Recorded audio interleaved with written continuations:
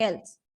So how to be healthy is a major question for most people, and we need to focus on the awareness and to promote healthy eating habits. The major issue is most of us, when we are eating, we are concerned about how tasty the food is, but most of the times how nutritious the food is ignored. We need to be aware and make people aware about how much nutritional value does the food have, what we are taking.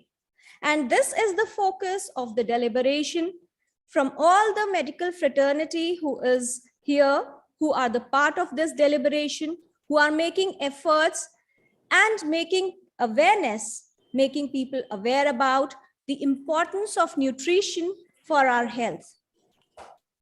To start the proceedings, I would request Dr. Umesh Kapil, who is Professor, Department of Epidemiology, Institute of Liver and Biliary Sciences, New Delhi. Dr. Kapil is an academician and educationist par excellence. He has more than 4 decades of experience in research and teaching. He has won a number of awards. He is the member of National Task Force, ICMR, and has won national awards for the year 1992, BC Srivastava ICMR, National Award for the year 1996, and many other awards. I would request Dr. Umesh Kapil to please come on the dais and make the welcome note.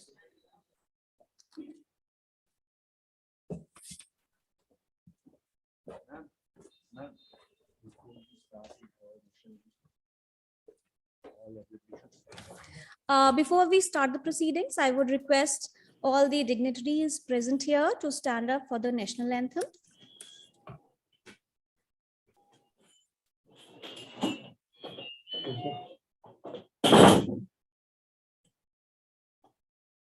वो एक line paper दे दो. जन गण मन अधिनायक जय हे भारत भाग्य विधाता. पंजाब सिंध गुजरात मराठा द्राविड उत्कल बंगा. विंध्य हिमाचल यमुना गंगा उच्चल जलधि तरंगा. तव शुभ नामे जागे, तव शुभ आशीष मांगे. हम कर देंगे, ये कर देंगे. गाहे तव जय गाथा. जन गण मंगलदायक जय हे भारत भाग्य विधाता. जय हे जय हे जय हे जय जय जय जय हे. Thank you all. Please be seated.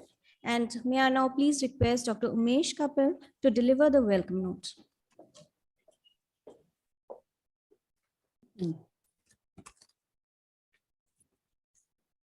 Good afternoon to all the dignitaries who have come here to attend the national dissemination and deliberation on FOPL, the front of package label. I would like to give my warm welcome to all the eminent speakers, participants, resource faculties. My special welcome to Professor Shiv Sareen, who has very kindly agreed to deliver a keynote address and to inaugurate this national dissemination consultation. Just a brief about Dr. Sareen is that he is one of the living legend in the country. He has more than 650 publications in the field of hepatology and gastroenterology. He was awarded Padma Bhushan in year 2006, and he has been awarded many international awards in the field of gastroenterology and hepatology. Presently, he is a senior professor and vice chancellor of Institute of Liver and Biliary Sciences, and he is also presently the president of National Academy of Medical Sciences. Sir, we are most grateful to you for accepting our request. My special welcome to eminent dignitaries who have joined in the offline as well as on virtual mode. We have with us Dr. Saurav Vashne, Director AIMS Devghar. We have Professor Sunita Kishore from Director AIMS Gorakhpur, Dr. Vikas Bhatia, Director BV Nagar, Andhra Pradesh. We have dear friend Dr. Sanjay Rai, who has led the immunization program in this country. All the COVID trials were done under his leadership. We have Dr. Arun Gupta, who has been leading the campaign for promotion of breastfeeding in our country. Sir, we are most grateful to you for joining here. We have Dr. CM Singh. We have Dr. H.P. Sachdev, who was a former president of Indian Academy of Pediatrics. We have Dr. Shashikant, who is the head of Department of Community Medicine at AIMS. We have Professor Salim Khan from Srinagar. We have Dr. Sanjeev Mishra, Director Jodhpur, AIMS Jodhpur. We have Madam Vandana Shah, who is the Chair of Regional Director of Global Health Advocacy.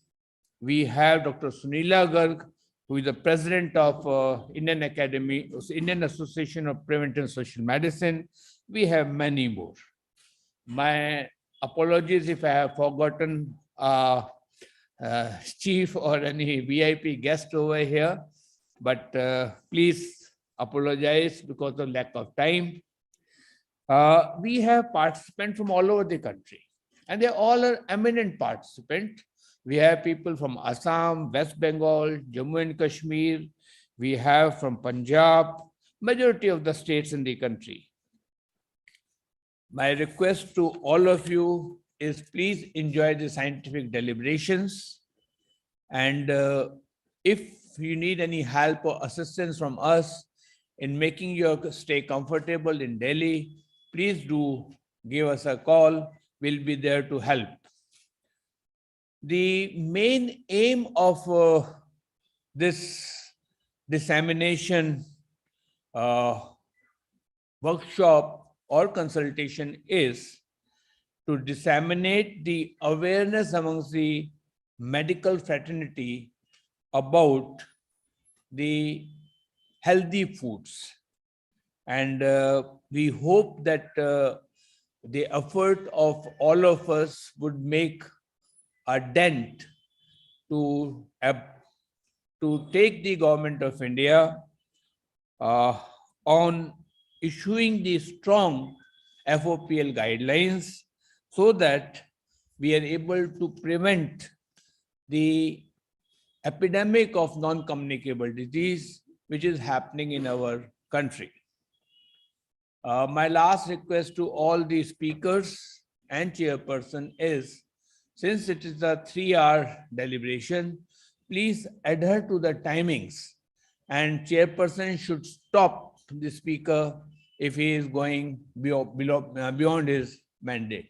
Thank you very much. Over to you, Ms. Kiran Bharadwaj, please. Thank you, Dr. Umesh Kapil.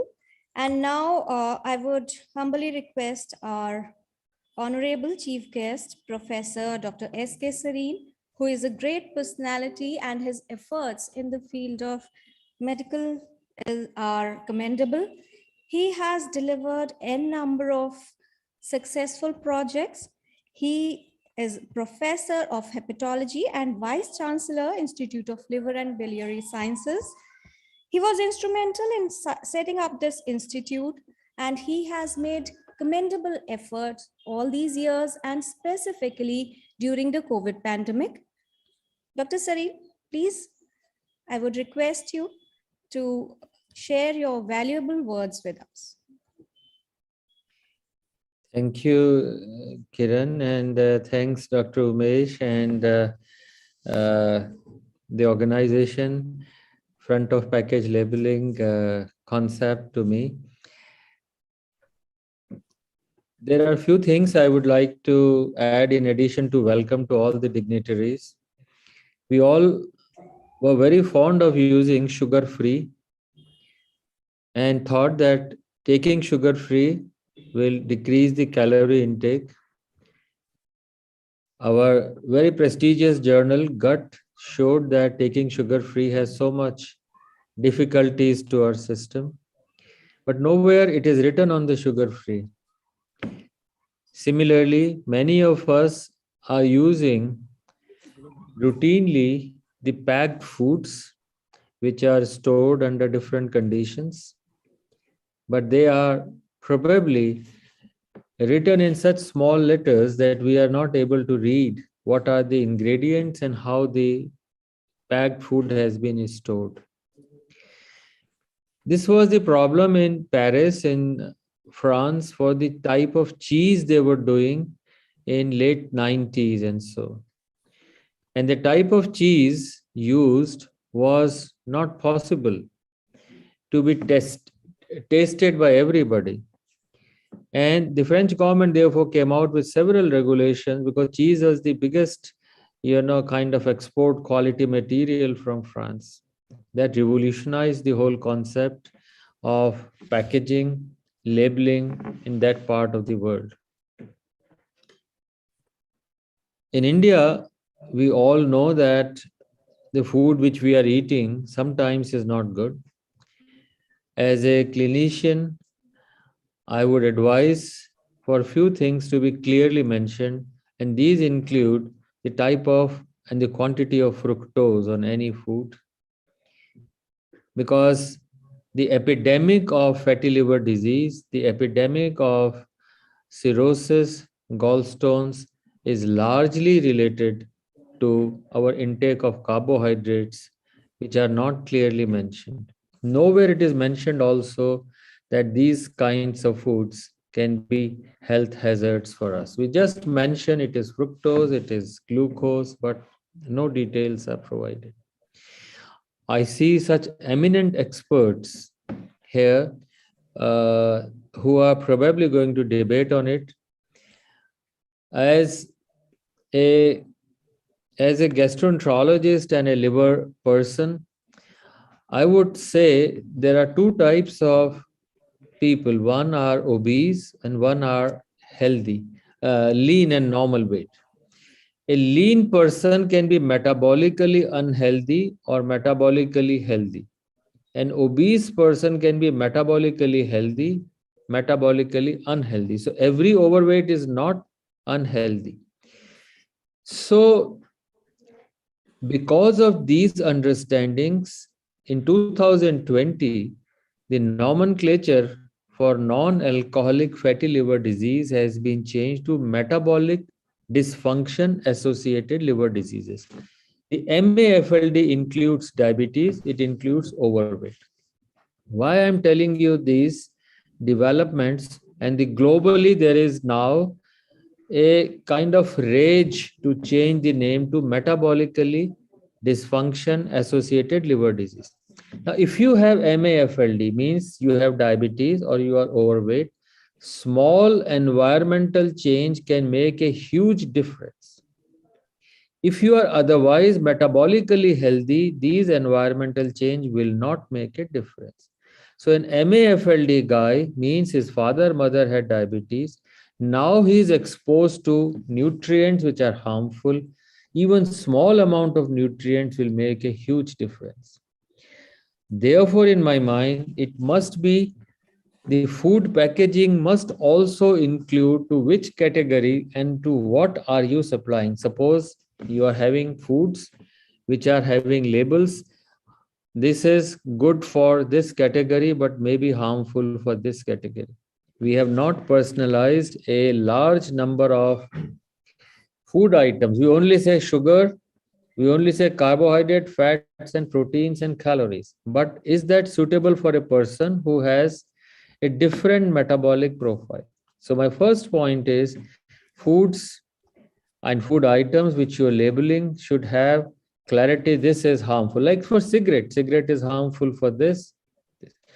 Second part in labeling is should be clarity that fructose or similar foods, like an average normal American student takes about 25 kilograms of fructose in a year. He's a young boy going to the college. He takes so much of fruit juices, so much of colas, Coca-Cola or Pepsi Cola, that in 1 year he ends up with 25 kilograms of fructose. That fructose will lead to all kinds of disorders, but it is nowhere mentioned on the colas or on the food items that this is the quantity and this can happen. So my second point is there should be a possible diagrammatic or a representation on a kind of picturesque presentation that these food items can create this. Then it is your choice. At least you have been educated. My third point, and which I think involving such eminent people from AIMS and Dr. Kapil's efforts, we should be able to prepare some kind of a message, a guideline. NAMS is very grateful to the efforts that all of you are putting in to join and educate, but can we not come out with some kind of concrete suggestions? There was a news item today that wheat and gluten, they can cause obesity.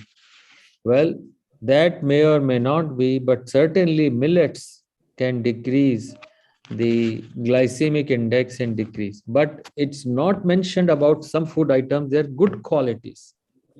So if you start putting glycemic index, if you start putting how much is a food can change your weight or you have, so some way of putting good and bad and personalized, food items for different people might be of great help. I also feel that the education in this direction, I also feel education in this not only to the government authorities but also to all of us is required. In US, a study was conducted, in US, in Europe. This study is called as HELENA, HELENA. HELENA study was done in adolescents between 12.5 to 17.9 years of age. About 10 countries participated. Would you believe when the eating habits were checked and they were asked whether you were looking at the packages and you were looking at the food items, 64% of the young college or school going kids were aware of what they were eating. 36% were not aware. They were just saying the other guy is eating and I'm eating. So this educational material must start from a much younger age than only when you grow up and then you go and buy the groceries. With these some thoughts, changing our attitude and mindset, labeling it so well that good and bad can be differentiated and educating all of us. With that, I strongly suggest that there should be a kind of beginning of a guideline process by the society and by all the experts. I think it will go a long way. And I do hope if we are convinced, we can convince any policymaker. Thank you, and very kind of you to have invited me and have to use NAMS for this educational activity. Thank you. Thanks a lot for joining, Dr. Shiv Kumar Sari. And it is very truly said that to eat is a necessity, but to eat intelligently is an art. So now we need to teach people how to eat intelligently. And for the first proceeding, the keynote address, the topic would be evolution of front of package label discussion in India and constraints till date. I would request Dr. Amit Khurana, who is Program Director, Food Safety and Toxins, Center for Science and Environment. Here he leads the research and advocacy to push for the necessary change in policy and practice related to animals and environment aspects of antimicrobial resistance. He intervenes at the national, regional, and global level with the focus on solutions that are sustainable to countries of the global south. He also works to push for the initiatives to support organic and natural non-chemical farming and regulating pesticides, as well as towards regulations for marketing of junk foods. Dr. Amit Khurana.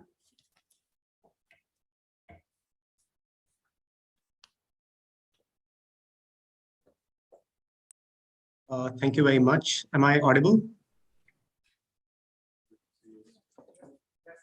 Yes, Dr. Khurana, please go ahead. Okay, and is the presentation slide visible? Yes, Dr. Khurana, we are ready from our end, please. Okay, thank you very much, the organizers, particularly Dr. Kapil and the AIMS Rishikesh team. I think I can just say that I'm quite overwhelmed to see now that more and more number of people from medical fraternity are joining this. I mean, it's been more than 10 years. I'm part of this journey. And that also tells me that why I've been given this topic of evolution of front of pack label discussions in India. So I have been, I would say, fortunately privy to a lot of discussions that have happened with the policymakers across the table with the industry. I'll share to the best I can and see how the group can be benefited by this. I also want to very quickly thank Dr. Serene for the words of wisdom. Clearly, what he mentioned right now is something that we must aim for, but unfortunately, what we have right now is not in the same direction. But nevertheless, if we all are convinced, as he mentioned, we can convince others, and that's very encouraging. So I'll start with the first basic slide.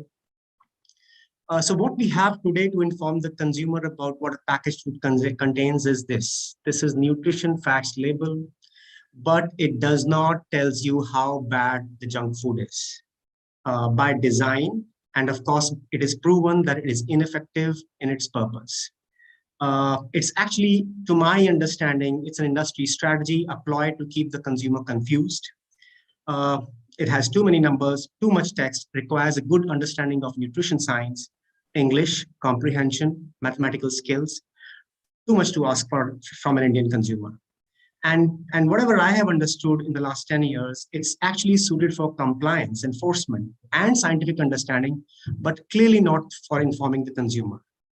And we have been quite late on this as well. I mean, just salt in India became mandatory to be mentioned on packaged foods just late 2020. I mean, there was a notification that came. So it's not that we were quite proactive on this. We were actually quite dilly-dallying on this as well. Now, let me move to the next slide. Now, this is where we need to go if we are serious about protecting consumer health. So in one line, if I may say so, we need a simple and effective way to inform the consumer to help choose healthy food. Simple. Now, what that means is that we need a symbol or a graphic-based nutrient-specific warning label with no or limited text, which is most suited for a country like India because it can transcend the language and literacy barriers. We all know the number of languages we have. We all know that labels are only in English. We also know that literacy is a big barrier. Now, often, I mean, junk food, of course, is called food, but it's actually like it's like tobacco. People needs to be warned about junk foods, and to our understanding, it's actually they are no longer foods. They are factory products. They are concoctions of different material, which does not really have the basic metrics of the food. So these are no person typically substitutes that as his or her meal for more than, let's say, 2 or 3 occasions. It's clearly not food. It's a factory product. Neither it is produced nor it is consumed like a regular food, and it is highly unbalanced. But most importantly, it is addictive. Addictive like tobacco. We all know salt, sugar, fat, all are addictive, and therefore people need to be warned about it. And that's why the demand for warning label. Now, these are not only foods which are, let's say, these are not only products which are high in salt, sugar, or fat. But these are also low in fiber as well as micronutrients. And the notion, the term HFSS only tells one half of the story. And industry so far has managed to not let the regulator define junk food. And this is despite a very basic, clear description on junk food by the NIN in the NIN guidelines. And then there's this globally evolved understanding of ultra-processed foods, which is also useful. That is another way to look at it. But clearly, HFSS is one half of the story.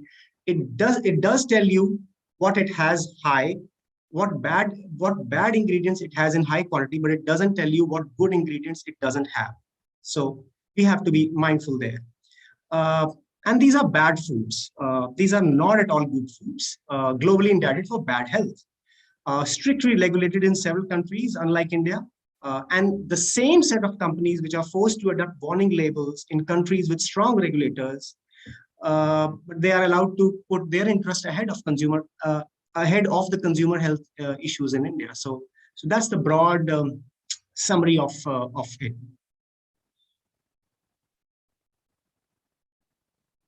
Okay, so this is the cover story of Down to Earth that we did. Essentially capturing the 7 years of debate and discussions, delays and dilutions that happened because of the strong and powerful industry. And it is also a clear-cut case or a journey which is marked by one step forward and 2 steps backward, if I may say so, due to a weak regulator. And I'm saying it very categorically. We have been extremely disappointed by the way the regulator has behaved so far in the last 7-8 years. Whereas the mandate of the regulator, as per the Act, is safe food safety, and that is something which is not adequately addressed so far by the regulator. I will quickly go through some of the graphics that we use in that story. People can take a look at that story on the web. And I'm sorry for the small font here, but this is just a chronology. I'll try to read it out for you. This is just a chronology of events that have happened. So it all started about in 2013 when an expert group was formed by FSSAI, and I'm pleased to share that Dr. Kapil was also part of it.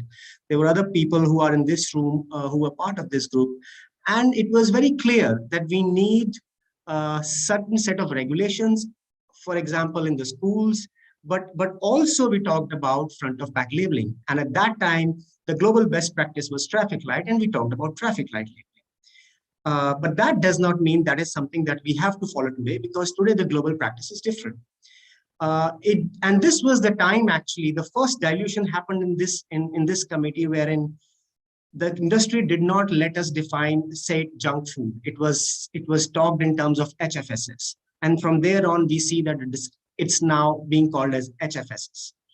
And then FSSAI, the report was basically submitted to the High Court. It was a part of a junk food case, a 2010 PIL by an NGO in Delhi. And essentially, the report, when submitted, the court accepted it, and basically it gave to FSSAI to say, now you form guidelines based on this. And FSSAI set up another committee.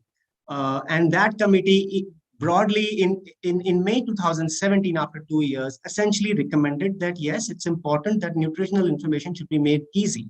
That was a broad recommendation.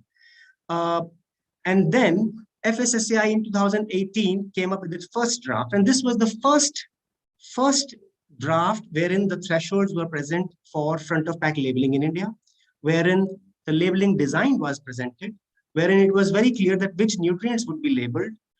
It has its shortcomings, but one good thing was that it had good standards. Thresholds were fine, these were stringent, and these were based on WHO CRO's nutrient profiling model. But somehow it was clear that the industry was out in the open, and just 3-4 months down the line, FSSAI set up another committee.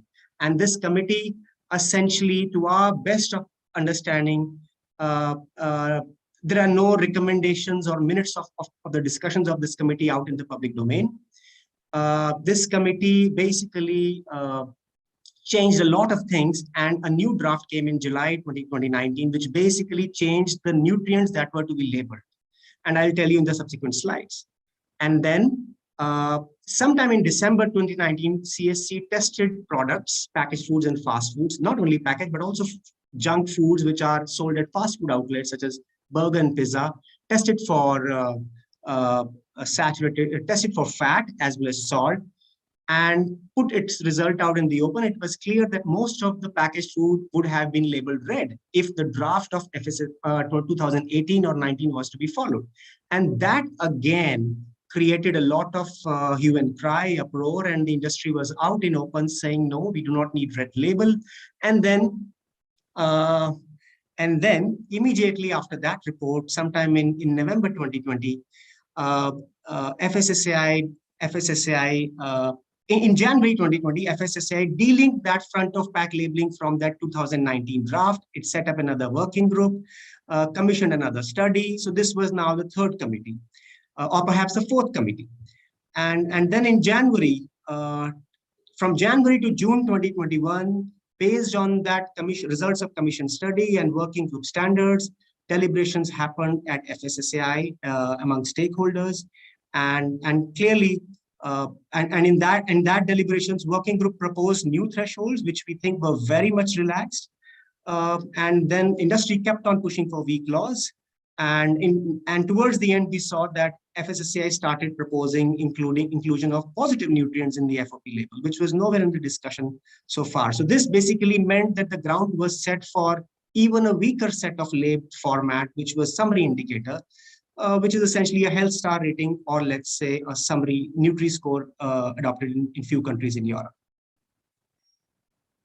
So this is just to give you a sense on what were the dilutions with respect to nutrients from 2018 to 19. You can see essentially total fat became saturated fat, total sugar became added sugar, but the threshold remained same. It should have reduced. Salt became sodium. We all know sodium is very difficult to understand. We all know added sugar cannot be measured. And we all know that putting saturated fat and not total fat will have its own problems. And it is quite surprising that this kind of dilution was allowed to happen.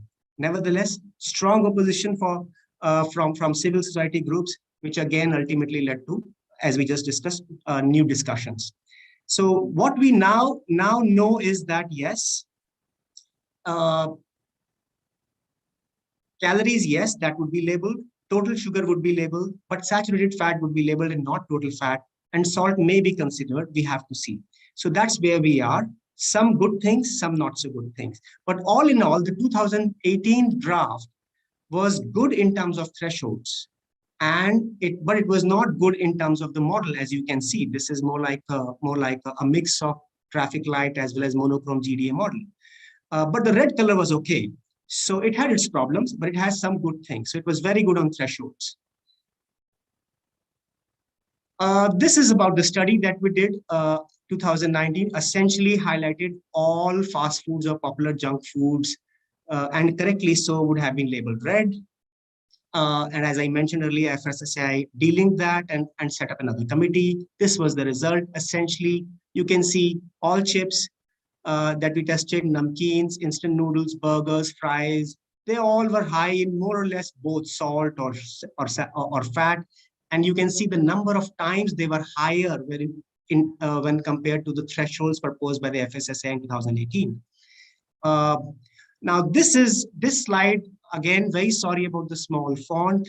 I never had the time to reconstruct it for this presentation, but just to give you a sense, the latest 2021 working group thresholds, which were proposed, not the latest, but the ones which were proposed between January and June 2021 and discussed, you can see that in many cases, these were several times higher than FSSAI's own thresholds proposed in 2018 and 19. This was actually very hard to imagine, and it was clearly seen that yes, it was under the huge pressure from the industry. But we also know that these were draft standards and they were final. There was a final report which was submitted, but it is not out. We do not know now. And that is possibly because the plan towards the end in June was changed at the last hour. It was now about not giving thresholds for different categories. It was providing thresholds for 2 categories. In our view, it was essentially to create a room for summary indicators, but not warning labels. The 2 categories could also have gone to warning labels, such as those followed in many other countries. But here it was actually meant to create room for summary indicators. Now you can see some more slides just to give you a sense that the thresholds proposed by a working group, the draft ones, actually allowed so many products bypass it. I mean, the threshold was so high that many popular products would by default pass that. And if you see how they were compared with the global standing, again, they were much higher than what were proposed in many countries, such as let's say Chile, Peru, Israel, which follow warning label format, but also higher than when something which was proposed in Canada. And this is something very interesting that we know, that they proposed a separate standards for 1 to 4 years, which clearly tells us that it's actually, that is what it should be, because most of this junk food are actually consumed by the children and that population. But unfortunately, the thresholds are largely, they are not the ones in the picture. I mean, even the thresholds of SEER, for example, also have a lot of buffer in them. They are created on the highest value and not really in the lowest value. And we know even the calorie requirements of children are much different from calorie requirements of elderly, of adults, for example, if not elderly. But by and large, the thresholds proposed were higher than their earlier ones. A lot of products were already past green, and they were much higher than the global best practices. And it was really hard to imagine. And then what happened between Jan to June 21 with reference to the labels? I mean, you can see these 4 popular labels. I don't need to tell this group. This is a very august, very aware group about what is happening on FOPL. But just to tell you, despite increasing body of evidence from across the world, favorable on the ground results from countries where a warning label is there, and greater adoption of it in many countries, particularly in recent years, warning labels were not considered. And industry, on the other hand, continued to push for something which is very archaic, which is like a monochrome GDA model. I mean, many of those already right now do it voluntarily. They've been doing it for many years, which is solving no purpose. But the industry kept on pushing. But quite surprisingly, from out of nowhere, at the last hour, summary indicators, both the HSR and the Nutri-Score were pushed, as I just mentioned, and most consumer groups actually very vehemently opposed it, and very rightly so. And then it was decided in June 2021 that a study would be commissioned to understand what is best understood by the Indian people. It was given to IIM Ahmedabad. And now the work of the working group perhaps was no longer required, and the scientific panel was actually asked to develop thresholds again based on 2 categories. So all that historical work again went for a toss. And now we are back to square one on 2 thresholds.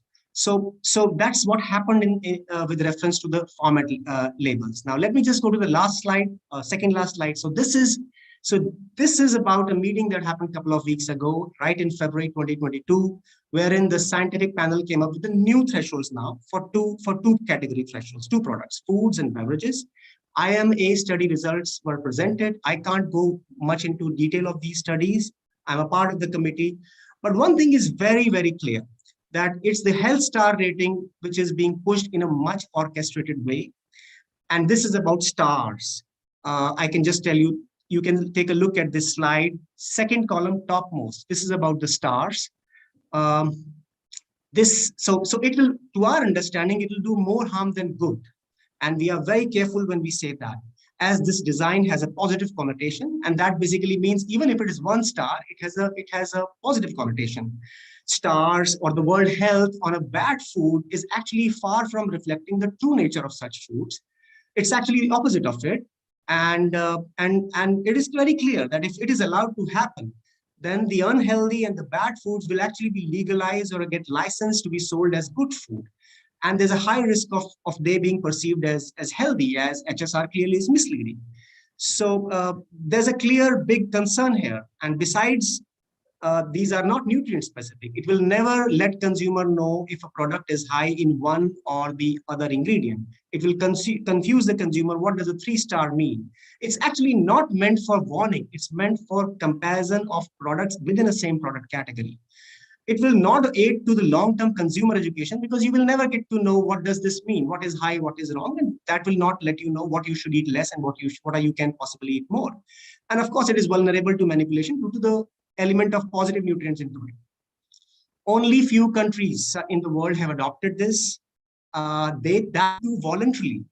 And their 5-year review clearly tells us that only a limited proportion of products have them. I mean, maybe about half or less than half. And coupled with the relaxed threshold, which are now proposed, but I can't tell you the details right now, and a big time gap, which is actually positioned as voluntary and not mandatory, it is clearly an advantage industry and not the consumer health. And this is actually not acceptable. This is something which will be a disaster for the Indian consumer. So what do we need? This is the final slide. What we need is a symbol-based nutrient-specific warning label. Mind you, it should not be about Chile. It should be like Israel. There's a difference. Chile still has high in, it has text. Whereas if you see the Israel one, it has symbols. So you do not need a text here. We know that FSSAI has actually done one of the most popular campaigns on that green dot in a green square, which tell people about vegetarian food. I mean, they know how it works. They have been doing it for other issues also, symbol-based, for fortification. They are doing it for Javik food. But why can't they do it here is a big question mark. And then, of course, we need strict limits. And we think such as which are aligned with the WHO CRO or those which were proposed by the FSSAI experts themselves in 2018 or let's say in 2019. I mean, there was a lot of common sense and debate that went into that, into proposing those standards. And those are good. Those are fine to start with. And then, of course, we need salt and not sodium on the front of pack label. Sodium is there on the back of the pack label, and those both can complement each other. Front of pack need not repeat the information that is present on back of pack. And we need total sugars, but we do not need total sugars with an RDA more than 50 grams. It cannot happen. And that is the argument which is being talked about. We hear often on and off. And then we need total fat. I mean, some people believe saturated fat should be there, but we think total fat should also be there because it will address to the issues of a larger set of population.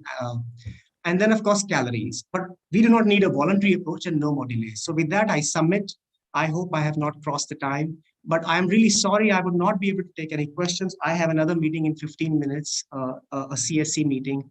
So I would take your leave and maybe just hang around for a minute. That's it. I hope it was useful. Thanks a lot, Dr. Amit Khurana, for joining us. And now for the next address, I would like to invite the chairperson, Dr. Surekha Kishore, Director and CEO, All India Institute of Medical Sciences, Gorakhpur. She is member of National Medical Commission, former Dean Academics, AIMS Rishikesh. She has been former Dean Social Outreach, AIMS Rishikesh, ex-president, Consortium Against Rabies, ex-vice president, Indian Association of PSM, UP, UK. She has 29 years of experience in teaching, training, and research related to medical undergraduates and postgraduates, paramedical students, and non-teaching staff, as well as in the field of functionaries related to health. She's been awarded with many honors and including she's the recipient of the award by Southeast Asia Diabetes Foundation, chaired more than 120 sessions in conferences, and she is reviewer of various national and international journals, life member of various national and international associations. The chairperson, Dr. Vikas Bhatia, Director and CEO, All India Institute of Medical Sciences, BB Nagar, Telangana. He has been the founder, Dean of AIMS Bhubaneswar from the year 2012 till 2019. He started a journal as a chief editor, Indian Journal of Community and Family Medicine. He has served in PGI Chandigarh, UCMS Delhi, and Government Medical College Chandigarh.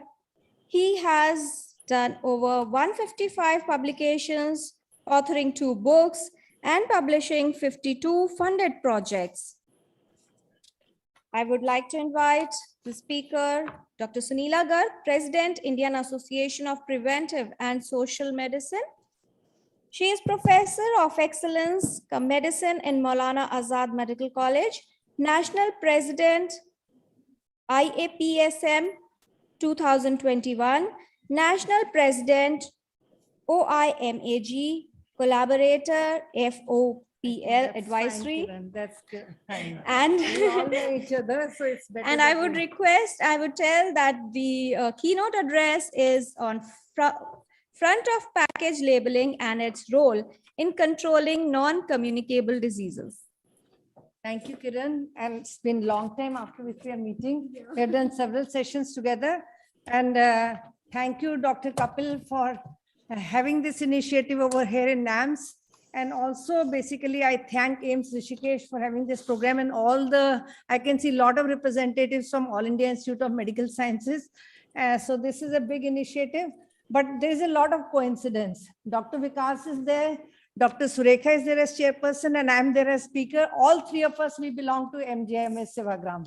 So that's a big coincidence. I'll say that, and it's a big, not even a coincidence, it's a positive relation. So we are all with the Gandhian thoughts. So that's there. Another correlation was that Dr. Sareen and we have been for more than 2 decades, we have been there at Maulana Azad Medical College out of the 36 years which I spent over there. So that is important. And thank you, Dr. Arun, when we talked for the first time and, bringing, front of package labeling and the role of IAPSM. From that day, I thought that why not we talk with the ministry and have an advisory, which has been together, because this is the 4th advisory which we have been bringing out together about what is the role of academic institutions. And, we have got a lot of people who are, contesting for the post of IAPSM, and it's a kind of a correlation which we are having today. But then, I wish best of luck to all of them. But I also, give a message that we must carry the agenda forward, because this is one of the most important agenda with regard to front of package labeling. So we all know as Dr. Sareen started with that there is a role of strong warning labels on unhealthy food products in protecting people's health. So that is one of the important things which we have to remember. And countries like, though, my earlier speaker pointed out that Chile has, not got good labels and all, but in Indian context, we have to think it really differently. What will work best and what will not work best, that is important.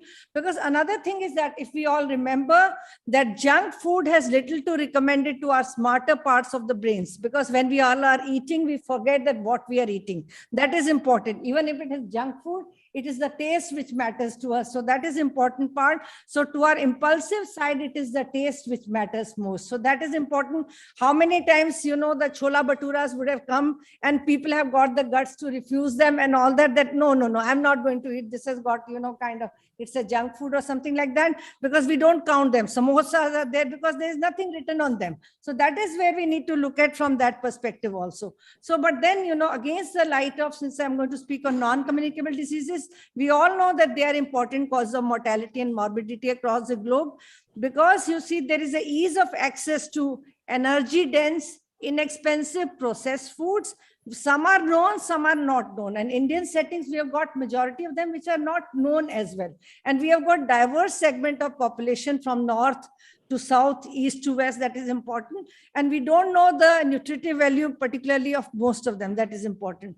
But when we all know that when we are coming to the non-communicable disease burden, I will tell you one thing, that basically they are killing, approximately, if I will say,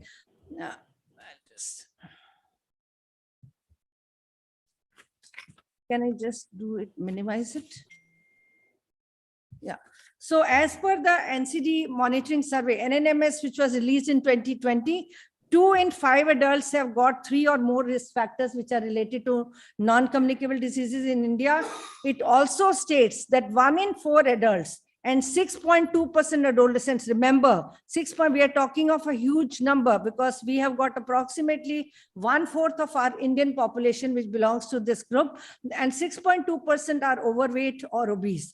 3 out of 10 adults have got raised blood pressure, 3% have got raised blood glucose, and India, number of people with diabetes caused by obesity is expected to rise from 77 million in 2019 to 101 million in 2030. By the way, all of us are aware of the fact that India is the diabetic capital of the world and Delhi is diabetic capital of the country. That is important part to remember. It also shows that 2 in 5 adults and 1 in 4 adolescents are suffering from insufficient physical activity, which has been highlighted more during the pandemic times also. The heavy daily intake of salt was 8 grams for these children. That is important. So we need not talk about sodium, but when we talk about salt, this is the fact. According to WHO, around 58 lakh Indians die every year due to preventive non-communicable diseases. Even as Dr. Arun, these are the things which I, referred to your reference. So even as India copes with the ongoing pandemic, that is important part we remembered, which has strained our existing healthcare systems. The hospitals, we all know across, mine was a 2,000 bedded COVID hospital. So they diverted the resources and capacities to treat infection and non-communicable diseases. And because you see, that is one thing we cannot afford to ignore. But at the same time, pandemic was also a priority. But that is where, when we talk of health system preparedness, these are the important things which we need to keep into consideration. And global health security is one of the agendas of which Government of India is also a signatory in 2014. The results of latest NFHS survey should come as an eye-opener for policymakers as well as consumers in terms of non-communicable diseases, in terms of obesity and all that. That is important part. Now, the Global Nutrition Report 2021 shows that 2.2 billion adults are overweight or obese, which comprises of almost equal percentage of men and women. Earlier, when we used to visit America, we used to say that, okay, so much of obesity. Now, this is not unknown in Indian settings. We see obesity as a common phenomena in Indian settings, particularly, you see, when you talk to a pediatrician, say so many children, which they see are obese. You see, that's where is the importance of starting from the beginning and addressing these issues. So this issue is rapidly, or the overweight in children is rapidly rising in Indian context. Not just children, obesity in men and women has also increased. The percentage of overweight women went up from 20.6% to 24%, while in men, the number increased from 18.9% to 22.9%. According to NFHS 5, the results have been declared recently. Unhealthy diets and physical inactivities are major risk factors, which is not unknown to us, but then the behavior is difficult to change. That is one thing which is important. And increasing availability of unhealthy foods, some are known, some are not known. That is important part, and I was talking to the mission director also. So we need to look at that, whether we are knowing about all these foods or not. Obesity and NCDs are not only in rise. Please remember that earlier we used to say that this is only a problem of metros, but this is also a problem of rural areas where the food industry has made inroads through the well-oiled marketing strategy, which offers high fat, salt, sugar laden packaged food. So this has left consumers and the nation to suffer both on the health and economic front. So on one hand, it compromises the health, and on second hand is the expenditure which we are doing on that. Now, COVID-induced restrictions, this is what I took from Dr. Arun. That is where work from home, restrictions, social distancing, and all that in many countries, including India, increased the demand for ready-to-make, easily available packaged food, which really increased over a period of time. But accordingly, our physical activity never went to that extent. So that was one thing which was compromised. However, basically the concern is that the unhealthy food options are put before the consumer when there are so many healthy choices which are available. But right from, if we talk from the health sector front, non-health sector front, or from the school front, this is an issue which has to be really enforced upon. And this is where academic institutions under the aegis of IAPSM, or you see IPHA, Public Health Association, is that they can play a critical role in this. And also our comprehensive national nutrition survey, which was, the results were there. They brought out that overweight and obesity is present in 5 to 9 years of children to the tune of 3.7% and adolescents to the tune of 4.8%. Now, if we look at, the global non-communicable diseases targets for the year 2025, target 4 talks about salt intake, and it talks about 30% reduction in the mean population intake of salt or sodium by the year 2025, and mean population recommended intake of 5 gram per day to mean population intake of sodium to about 2 gram per day. That is important. So target 6 talks about adult raised blood pressure. That means 25% reduction or relative reduction in prevalence of raised blood pressure according to the national circumstances. The raised blood pressure is defined as blood pressure systolic and diastolic to the tune of 140/90. Target 7 talks about halt in rise of obesity and diabetes. Adult obesity is, we all know, BMI more than or equivalent to 30 milligram per square meter. And adult diabetes, basically, we know that fasting glucose more than 70 millimoles per liter, on medication for the raised blood glucose or with a history of diagnosis of diabetes. These are important parts. So you see, as far as the policy strategies are concerned, we all know that 3 important and increasingly common policy strategies which are recommended by WHO and hold true for Indian front are that we need to have front of package labelings on unhealthy foods or beverages. I will like to say that it should be there on all. So that is how you can decide. Restrictions on marketing these foods to children. The strategies have to be decided countrywide, because ours is a different country as compared to when we give an example of Chile or Australia or other countries, and restricting the sales of these products in schools. Like when we talk of, there should be no person selling tobacco within 100 meters of the school. So something like that we have to talk about. The consumers need to be provided with clear information about the nutrient profile of the packaged products, depending upon the setting, depending upon the, literacy status, depending upon the, the perceptions. So that is where we need to look at the population profile and drinks, while nudging the industry to reformulate their products for the better health of the people. And also, in fact, as per the global health body, front of package labeling works best when it is mandatory and applies to all the packaged products.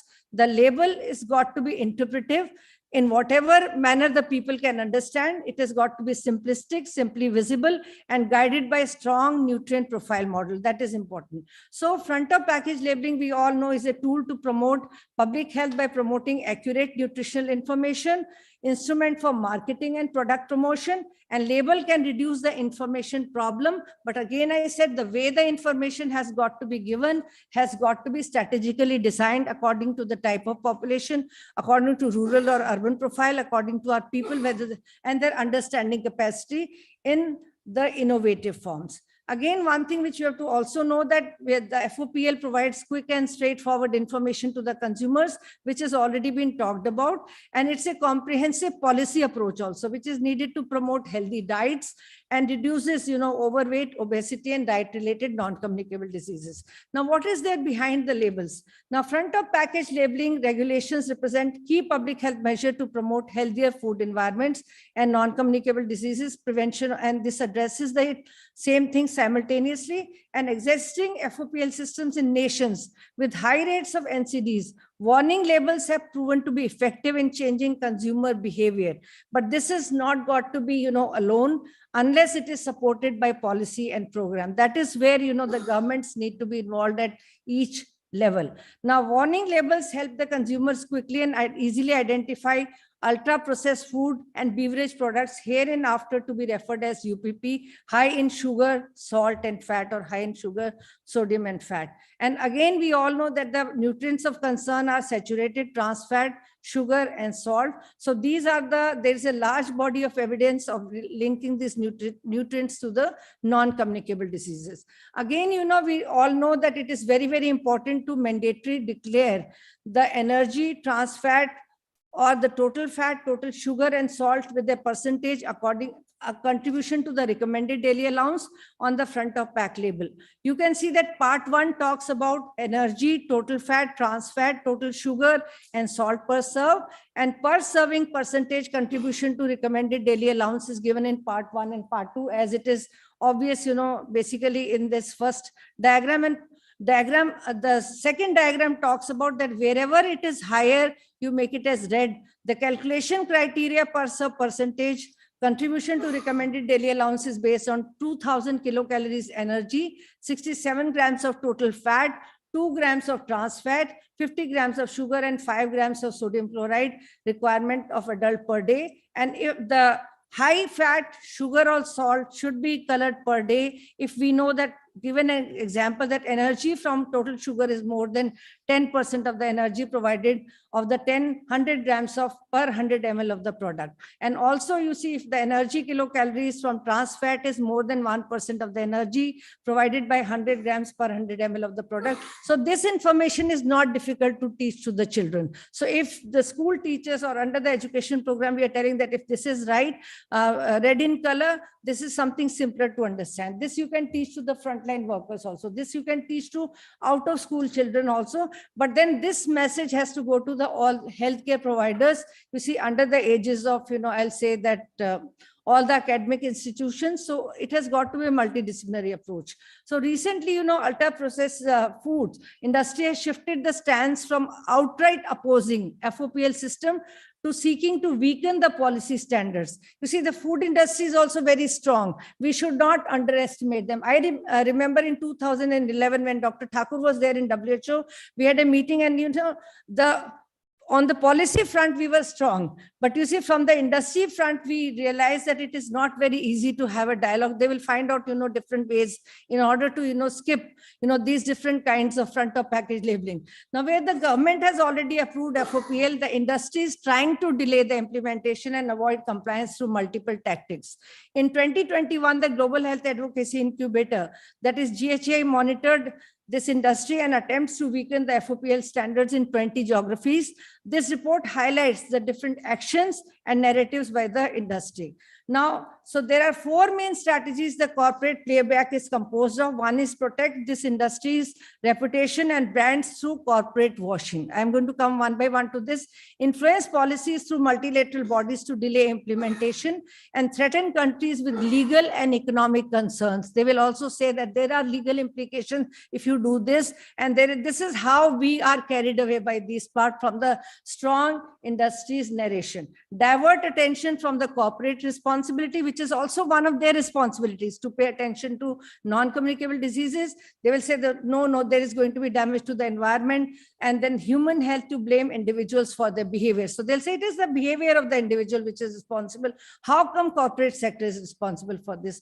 And imply their products contribute to health, the environment and society, while blocking the development and implementation of healthy food policies. So you see, as for the first part is concerned, when I talked about, protect the UPP industry's reputation and brands through corporate washing. So basically there were different arguments. They're using different symbols also by the industry to position and protect its commercial and financial performance. The industry performs multiple brand washing activities that capitalizes on social, economic, nutritional, health, gender, cultural, and environmental causes. And you can see that basically in Israel, this UPP-friendly shelf dispensers strategically are designed to hide or sabotage this front of package label, so that, people who are going there, they will just pick up this, they don't bother to read what is there on the labels. So, whether people are aware of it or not aware of it, when it comes to picking up the foods, they just forget to do the reading. So this is how the industrial tactic is going to be there. Then again, the second part was there, that we talk about influence the policy through multilateral bodies to delay implementation and threaten countries with legal and economic concerns.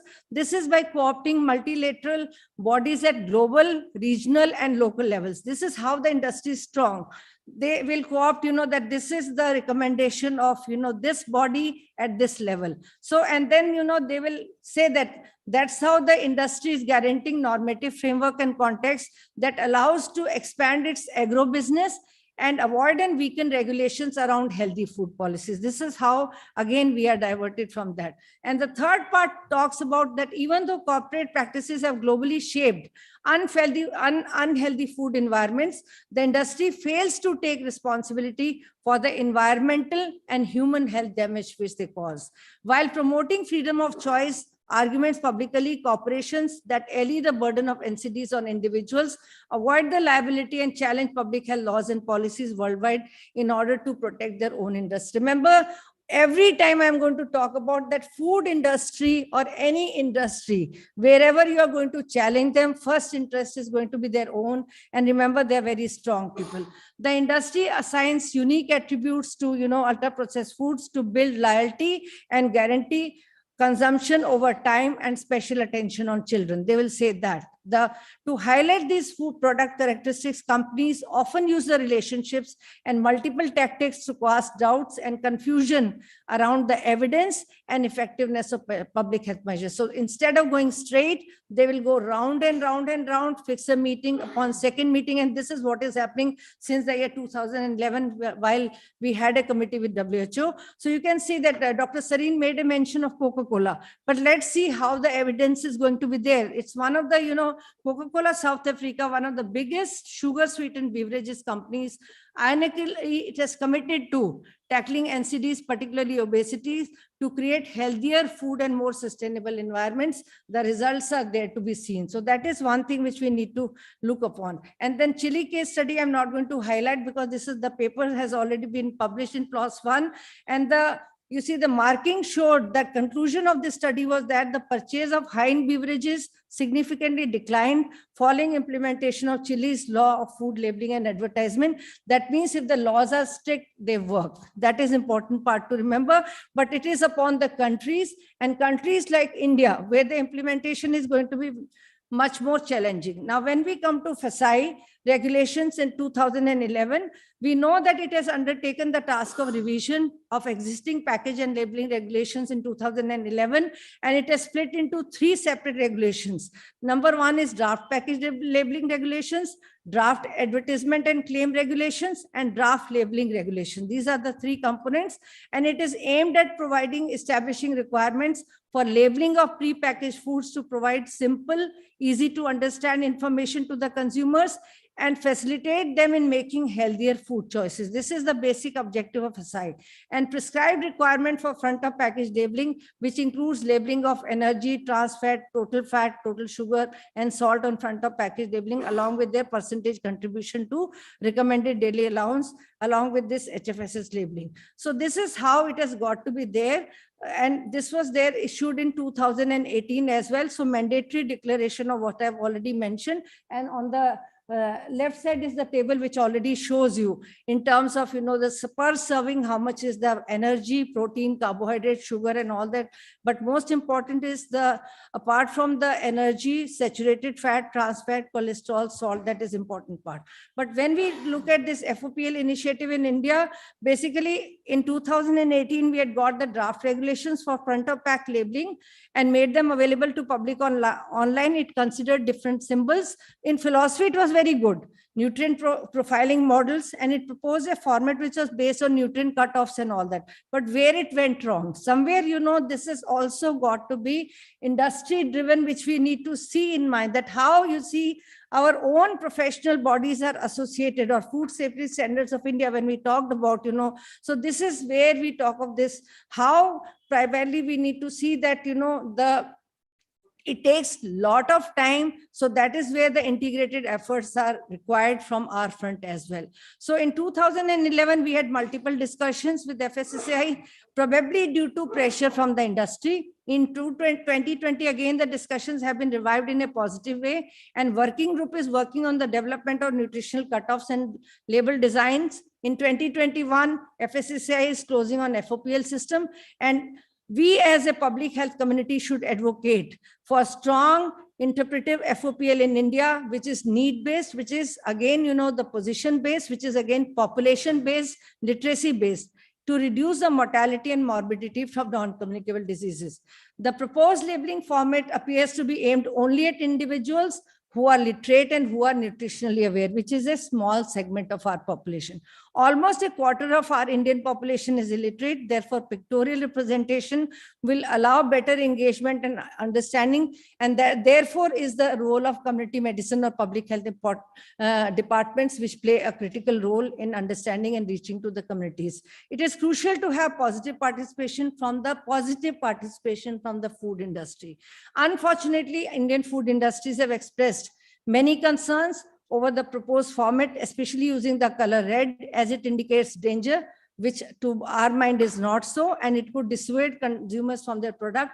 And they argue that positive and voluntary labeling is accepted in many countries and should be encouraged in India, which will never see the light of the day. I feel that. Whereas the need of the hour is mandatory front of pack labeling using the consumers and stakeholders' inputs.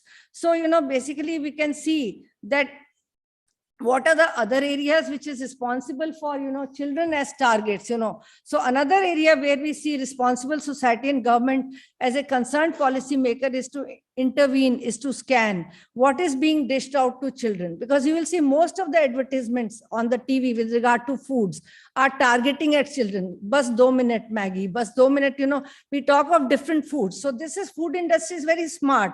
It's a profit making industry. So one of the softer targets are parents and children as well. So according to various reports, the fast food industry is increasingly eyeing children as their potential future consumers, which has been not only future, they are present consumers as well, with kids seeing ads as and when you see they are young. So that means even a 2-year-old child also sees that ad and also can, force upon to the parents as well. Now, children now see almost 33% more fast food TV ads as they did about 6 to 7 years ago. And while they were preschoolers, they see 21% more, which is alarming. So over a period of time, this has gone up. Measures such as mandatory FOPL labeling and marketing restrictions are a few solutions that can address diet-related disease epidemics, and world over the countries are prioritizing such actions. And India is also in the process of taking a step in this direction to build a nutrition secure and healthier future. Now, what is the way forward? Now, way forward is front of pack labeling supported by public education of both adults and children for nutritional literacy across the country, across rural and urban or urban slum areas. Front of package labeling should be framed as per the consumption practices of individual countries. There is a need to generate, awareness, sorry for the spell mistake. And there's a need to generate awareness about the critical indicators like color, size, taste, flavor, nutrition, level, and calories for analyzing the food safety and quality. Good publicity in social and print media to emphasize the importance of nutrition and front of package labeling in regular food choices. The role of professional associations like IAPSM, Epidemiology Foundation of India, Indian Public Health Association, Non-Communicable Disease Association, IAP, Association of Family Care Physicians of India, and WHO is crucial in form of having a dialogue, and not only a dialogue, the repeated dialogues with the country and issuing the advisory to Government of India and NITI Aayog, which should be regularly enforced. So that is how we will be able to bring a change and address non-communicable diseases. Thank you so much.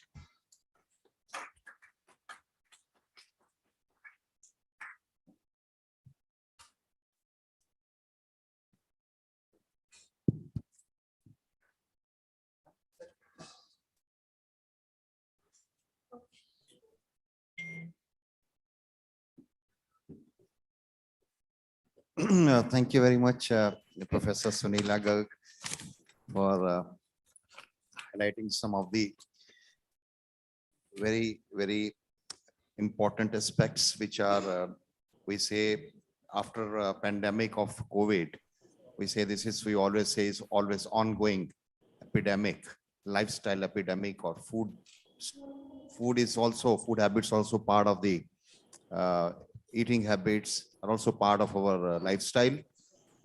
And while you were telling about the Sevagram connection, it also reminded me one thing, that around 2000, nearly 20 years back, there was a national conference which was of IAPSM. Exactly, I do not remember the year. It was around 2000, where national conference was organized. That was at Sevagram. Yeah. And that time there is initially, they started with for young faculty, they were supporting about 5,000 rupees. And that was by the Ford Foundation. In that conference, I submitted one proposal, and that was on junk food. And you believe me, the judges over there, they say, Dr. Saab, what are you talking? Why you are talking about this? That was in 2000. They say, this is the change which you will see after some time. You see, we are struggling, we are still fighting with malnutrition, undernutrition, I'll say not malnutrition, Yes. undernutrition. and why you are bringing this aspect. Anyhow, I went ahead and I'm just sharing one important finding because this is being discussed now. When I went back to Chandigarh, I did one study with the DST sport in all the government schools and private schools of Chandigarh. That was in 2003 and 4, and that included adolescents. I still have a very big report, but then I joined UNICEF and then I could not publish immediately. I just, while you were presenting, so it reminded me, I tell you, that time I didn't have the camera and the pizzas, that was in Chandigarh. Because what was happening in Chandigarh is the highest per capita income in the country, is something which will go down over the years to the villages in the country. So the change was very much visible at that time, even in 2003 and 4. So in 113 schools, I did study, and that was on the junk food. And I used to go to schools, all the schools I visited, and created, and then did the intervention and change the menu of the schools. Because every school, whether within the school, whether they're convent or highly admired schools, admired in the sense that people which are very keen to join, will have a canteen or something like this. And they will, what do they serve? The students were crazy about pizzas and noodles and even the pakoras and samosas and patties and cold drinks. And the tiffin which is given by the mother, they will bring it back and they will not use it. I have a big report. I'm just giving you one finding. What was happening was in those schools, adolescent from the rural areas, 9% were overweight that time in 2000. 8% were overweight in urban areas, and 14.8 were in the convent schools, or private schools, where usually the higher socioeconomic group children they go. And the fast food preference was 58.8% by the adolescent that time. And one of the two items which they really preferred was around 25% was pizzas and noodles. Then we did intervention, and we found that after educating them, initially their knowledge about the various diseases which can occur because of the overweight or obesity was only 30%. We prepared educational material, and then they increased to 90%, a lot of information. And then I went to AIIMS Bhubaneswar. Over the years I was working, and this FHS study, which was done, multicentric study, supported by ICMR, that was to be done in the tribal areas. And because it is a predominantly tribal community there, and we did there.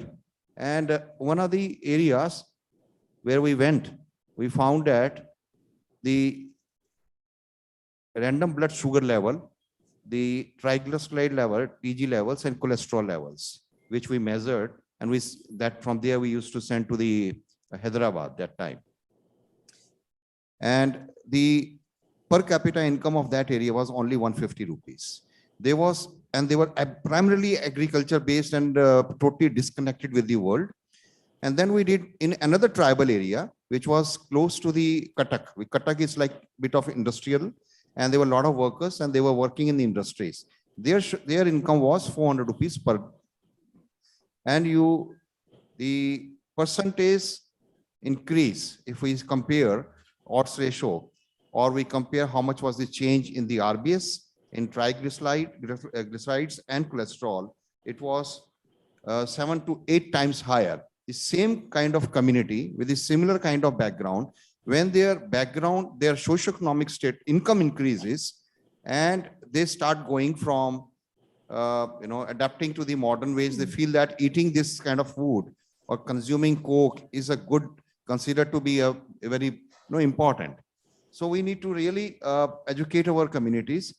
And now you go to any part of India, any village in India, one thing you will find in remotest part is the Coke and the chips.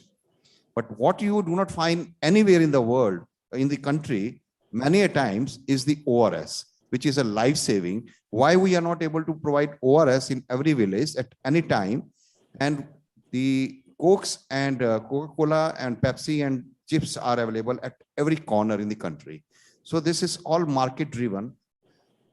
We need to really understand, and the workshop which we have started and national level deliberation going on, I want to congratulate the group which is really working on this and highlighting, and now we have started working when the diabetes and hypertension is already so high, 20%, 25%.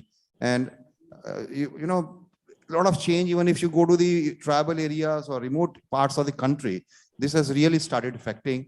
And I really feel that when we make new aims or new hospitals, most of the beds will be occupied by the complications of these 2-3 diseases, rather than helping in more any other diseases. So they will be the one who will be occupying the most of the beds. So it really needs a national level attention and a very high level of advocacy. And this is another war which we have to fight, and we have to work together in this direction. Thank you very much, Dr. Sunila, for a very nice presentation. Thanks. Thank you so much. And it reminded me of a quote which I just read, that families which eat 5 days of meals together, the divorces are much less than families which eat only 2 days of meals together. So that's the advantage also from a social front also. We need to eat home-based food. We need to promote the healthy foods. We need to again look at our, geographies. And as has been pointed out, as the access, goes on increasing to the, the modern lifestyle, the access to our TV channels, etc., also goes on increasing. Thank you so much. It was a pleasure, talking. Thank you. Thank you, ma'am. Thanks a lot. Thank you. And now for the next session, the topic is key pillars for effective front of package labeling, nutrition profile, and label design. The chairpersons I would like to request are Dr. Sanjeev Misra. He is Director and CEO, AIMS Jodhpur. And he has a tremendous contribution in his field. The next chairperson, Dr. Saurabh Varshney, Executive Director, All India Institute of Medical Sciences, Devghar, Jharkhand. And the speaker, Dr. Sanjay K. Rai, President, Indian Public Health Association, who has given his tremendous efforts in developing the vaccine for COVID-19 in India.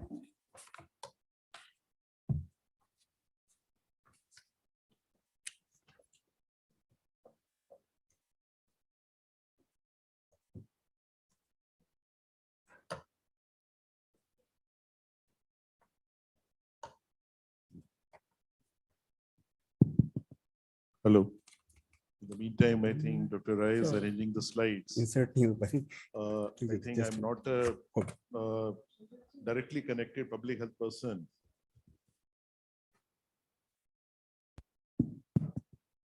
Hello. I'm not a true sense of public health person, but yes, I am concerned with health. And as an institute head and policy making, and contribution of our institute as an AIMS, we stand here and to understand it. As happens in any new research hypothesis or problem, we have a standard training that we go with: introduction, justification, material method, results, outcome, and then the action plan. I think I was going through the program. This program is so well drafted that we started with the introduction. The first speaker just briefed about how the concept came, the evolution, why we started thinking 2013-14 about the FOPL. And then it was followed by the justification just mentioned by Professor Sunila, that why it is important to think about FOPL. We have to think about the health of the country, children, even adolescent, adult, and I will say even genetic health also. It is equally important. Health is an ongoing journey through the ages. Then third concept, what I think Dr. Rai is going to talk about is a part like material methods. That what are the key pillars? That how we are going to have the real idea of the parameters, that what the problem is. And I think based on that material method, we'll have an outcome or result. And the last speaker, which has been proposed today, is going to talk about the action plan.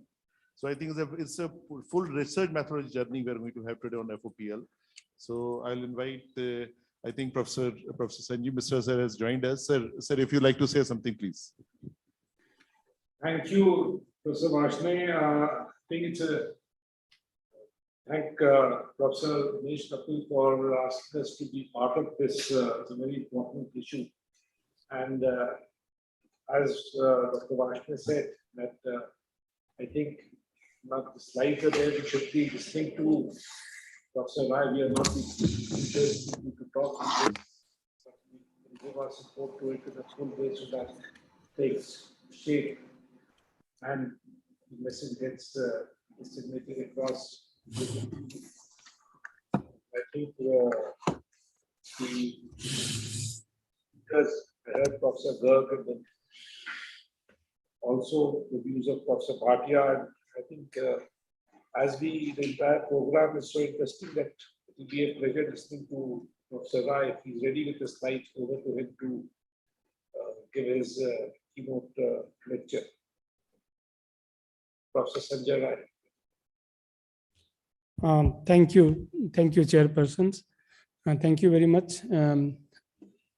A very good afternoon, all the dignitaries on the dais, Professor Vaishnav, Professor Sanjeev Misra, of the dais, ladies and gentlemen. First of all, I would like to thank organizers, especially AIMS Rishikesh and National Academy of Medical Sciences, for giving me this opportunity to interact with all of you. All previous speakers, Dr. Sunila Garg and others, they have made my task very easy. Almost they have covered all aspects of FOPL, either why we need FOPL or what are the various type of FOPL, etc. So definitely I'm not going to repeat the same thing.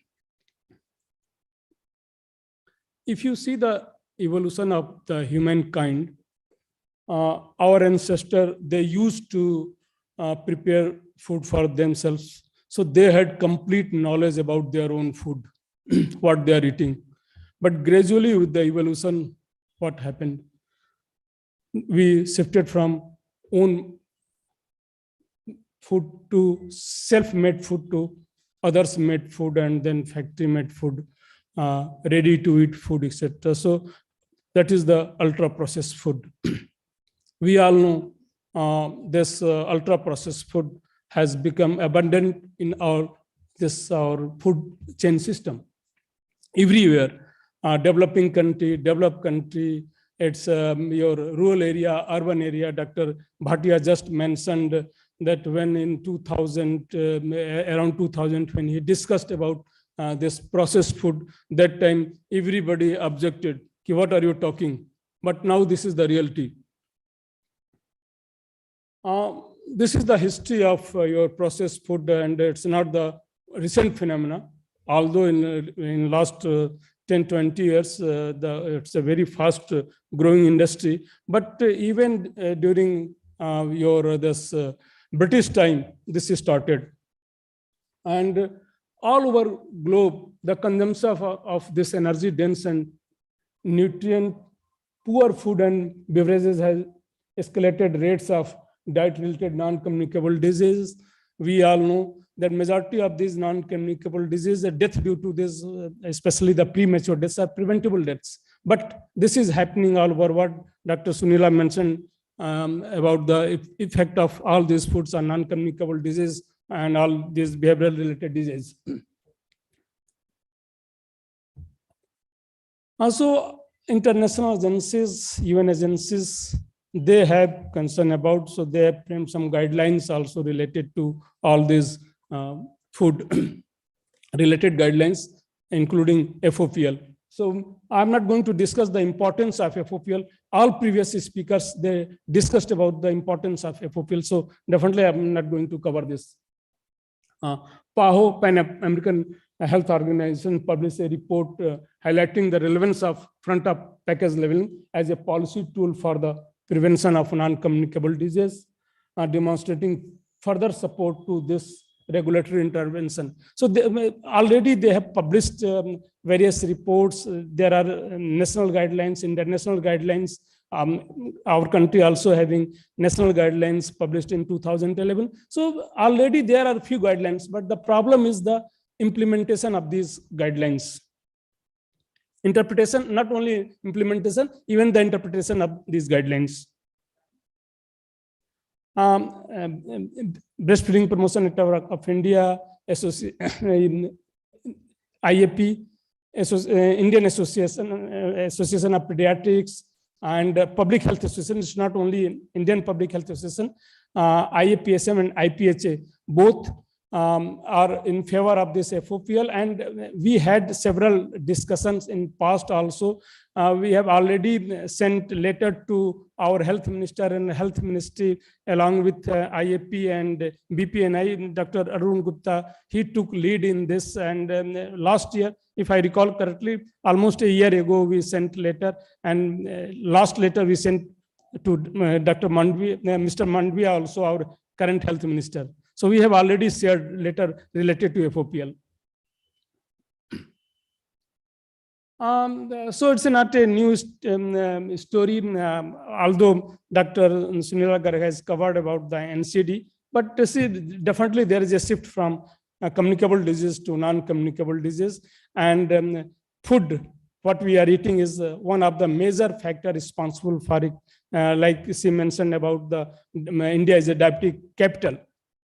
So all non-communicable disease, they are rising, not only in this country, even if you see the global picture also, it's a developed country, developing country, almost developed country, they have non-communicable disease, almost completely, it's a negligible amount of contribution in deaths. So it's a mainly non-communicable disease, sorry.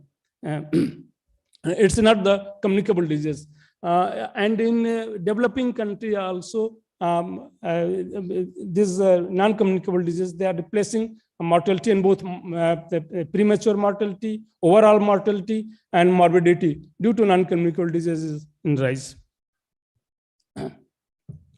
This is over the trend in the packed junk food sales by category. If you see from 2006 to 2019, almost all part of the world is this figure is from the Asian countries. So in India, China, Indonesia, Vietnam, Thailand, everywhere it's a rising trend. All type of either confectionery or savory snacks, sweet snacks, cakes and patties. So it's a on rise. Now, if you compare with China, no doubt, there are many countries like Myanmar, Bangladesh, and Cambodia. They are at the lower level. If we compare the gram per capita per day consumption of these foods, but the rising trend, we are seeing rising trends everywhere.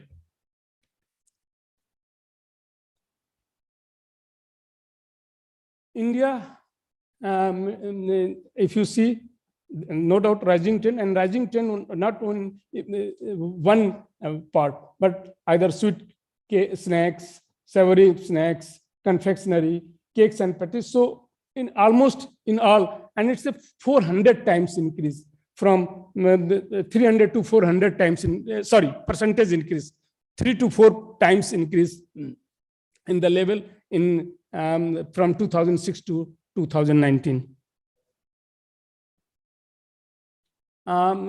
India trend in sugar sweetened beverages sales by category from again 2006 to 2009. So again, it's an increasing trend. So the aim of, although covered by many speakers, the main of this FOPL is to help consumers make healthier choice, to improve dietary intake and reduce diet-related non-communicable disease. This is one of the main aim of FOPL. And an additional aim is for FOPL to stimulate healthier food production and product reformulation. So not at the consumer level, even at the production level, we want to make changes through this FOPL. This is the pathway of your effect of FOPL, both at consumer level and also at the production level. So consumer and producer at both level. Like if you see at the consumer level, nutritional information is quick and easy to assess, understand and use. If your consumer, if all this information, if this is in understandable form, then definitely that will help in taking a right decision. So that will increase your knowledge. So consumer knowledge will increase related to various food items and attitude about the nutritional and health. So if you are increasing knowledge through FOPL, then definitely your overall behavior related to your health and food related behavior, that will improve. That will lead to your increase in the consumer understanding and use of front of package food labeling. And then this will provide you better informed consumers, so then they can take a right decision. Currently, majority of us don't know what is really the nutrition substance inside the packet. We know the taste of all this food material, but majority of times we don't know. Same at the producer level. If we are implementing the front of label packaging, producer knowledge and attitude will change. This stimulate healthier product development, stimulate reformulation of the food products. It's a definitely business driven strategy. So if your consumers are aware, they have to change all this. And then relatively more healthier packed food on the market, they will make this available. So overall, this will lead to your consumer purchase healthier food and quality of food. So your consumer will be the best informed person in that situation. So the take home message is that this label should be, FOPL should be appropriate. What is the appropriate label? Everybody has already discussed this. The color, pictorial form, all these. So this is call for action for the effective FOPL in India. FOPL is an effective means for promoting healthier lives and protecting the public health. It should be mandatory. Although as per our guidelines, Government of India guidelines and many international guidelines, it's mandatory, but it's not in the best form. FOPL should be based on solid evidence of the nutritional cutoff, primarily focusing on the salt, sugar, and fat, preferably WHO zero nutritional cutoff for this reason. And this already covered by Dr. Sunila Garg also. About the level design, everybody goes. So the take-home message again is, it's a time to use a strong warning label on unhealthy food products in protecting people's health. And this way, we can save many lives. There are many life-saving intervention, public health intervention, including vaccination, etc. So this could be one of the best public health intervention. Thank you very much.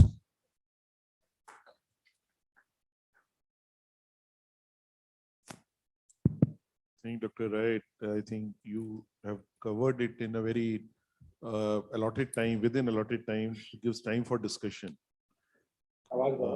Any comment, any query from any audience? Okay. If there are no comments, I'll just make 3 points I remember, which are not exactly the scientific statement, but it is very common learning. As Professor Sunil left with the last note, I remember that there was a saying, the family which eats together stays together. Now I was talking about divorce, so I think divorce is the experiment, but the family which eats together stays together. That is a known, and when you are sitting on a same table eating together, you will always eat the healthy food. You will not be using the junk food there. I think that tradition which was earlier should be revived. Second, we have to understand that we eat to live, we don't live to eat. So that is also very, very important in the younger generation, because they overeat, obesity and all these things, that is also a concern. And third, I think we are finding a gap between a palatable food and healthy food. Usually the younger generation shifting to these fast food and all these packed food because of the palatability. And if we try to focus also about health issue, that healthy food should be also made palatable. So that will take because if when we're talking about, Professor Bhatia was talking about the school canteens, if you take out those fast food, we have to substitute that with some healthy palatable food. Then only you can take them off. Simply taking out is not a solution, what I feel. Definitely. And it is that when you are eating, you have to listen to both dil and dimag. So that should be a training, that you have to understand that you are thinking by heart also and by mind also and brain also what is the right food. I think it was a wonderful presentation. Thank you very much. Thank you, sir. Thank you very much.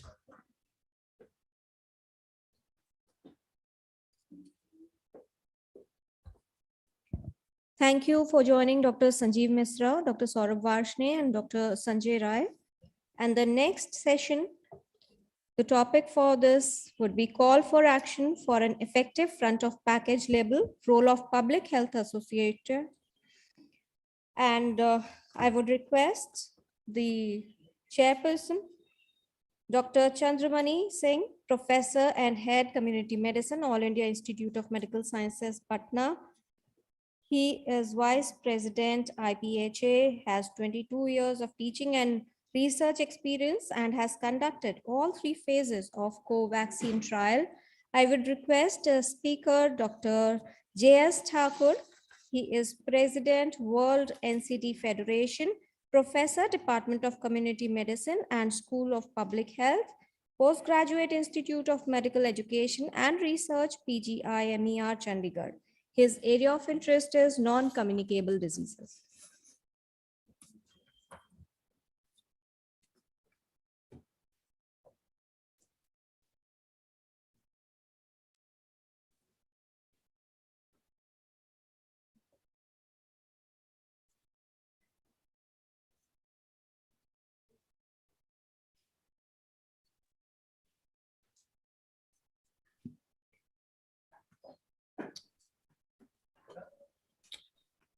So thank you very much and very good afternoon to, am I audible? Yes, sir, you are audible. Okay, thank you very much. So, but the chairman, at the outset, I'm really thankful to Professor Umesh Kapil and Pradeep Agarwal for inviting me to this very important meeting. I think my task had been made easy by the previous speakers. And so I'll be speaking a call for action for an effective front of package level and what is the role of public health associations. During this presentation, after covering a little background, I'll talk a little bit about regulatory framework, the role of public health associations. I'll take World NCT Federation as a case study and also some case studies from other countries. We all know that diet is a major risk factor for non-communicable diseases, and poor diet account for an estimated 11.3 million deaths compared with the other risk factors like physical activity, tobacco, and alcohol and the drug use. And we all know that unhealthy diet is a preventable risk factors, and individual and the population should limit total calories, saturated and trans fat, sugar and salt. And we all know that excessive consumption of sugar, fat and sodium is a public health problem associated with all kind of non-communicable diseases, which has been already covered.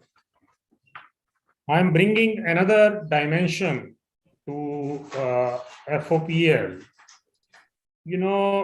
This is the summary of key outcome of our research in Punjab, which pointed towards a ecological crisis due to chemical toxicity.